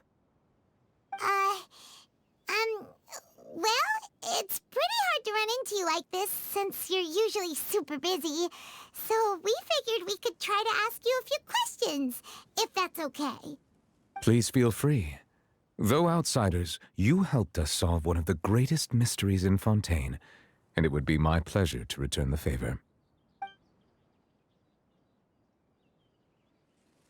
So, at court, the bad guys referred to that special water as water from the primordial sea, but what is it really? Truthfully, that name is already quite accurate. I can only surmise that Vacher and his ilk only learned of its nature and existence after extensive research. There used to be a special sea on the surface of this planet. The nature of its seawater was rather different from that of the sea we know today. Most of Tevat's life forms were first born in that special sea. You could say it nurtured much of the life on this planet. Huh. So it really was where everything began. It makes sense to call it primordial then. But today, the primordial sea no longer exists on the planet's surface. What Vacher discovered must have been some kind of special case, or a remnant from a truly ancient age. Huh. So that's how it is. Oh, you really know everything, Monsieur Neuvillette. But if that's the case, then why would people, at least people from Fontaine, dissolve in that kind of water? Indeed. Why would the primordial sea, which was known to engender and nurture life, suddenly reverse itself and devour life instead? To be frank, that also doesn't match my understanding of this world and its laws. There must still be some unknown secrets around the people of this land. Is there anything else you'd like to ask me about?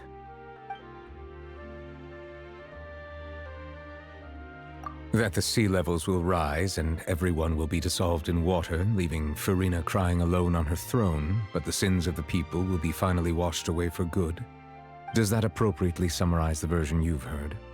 That's right! It was Linny that told us back then. And that about covers all the main points.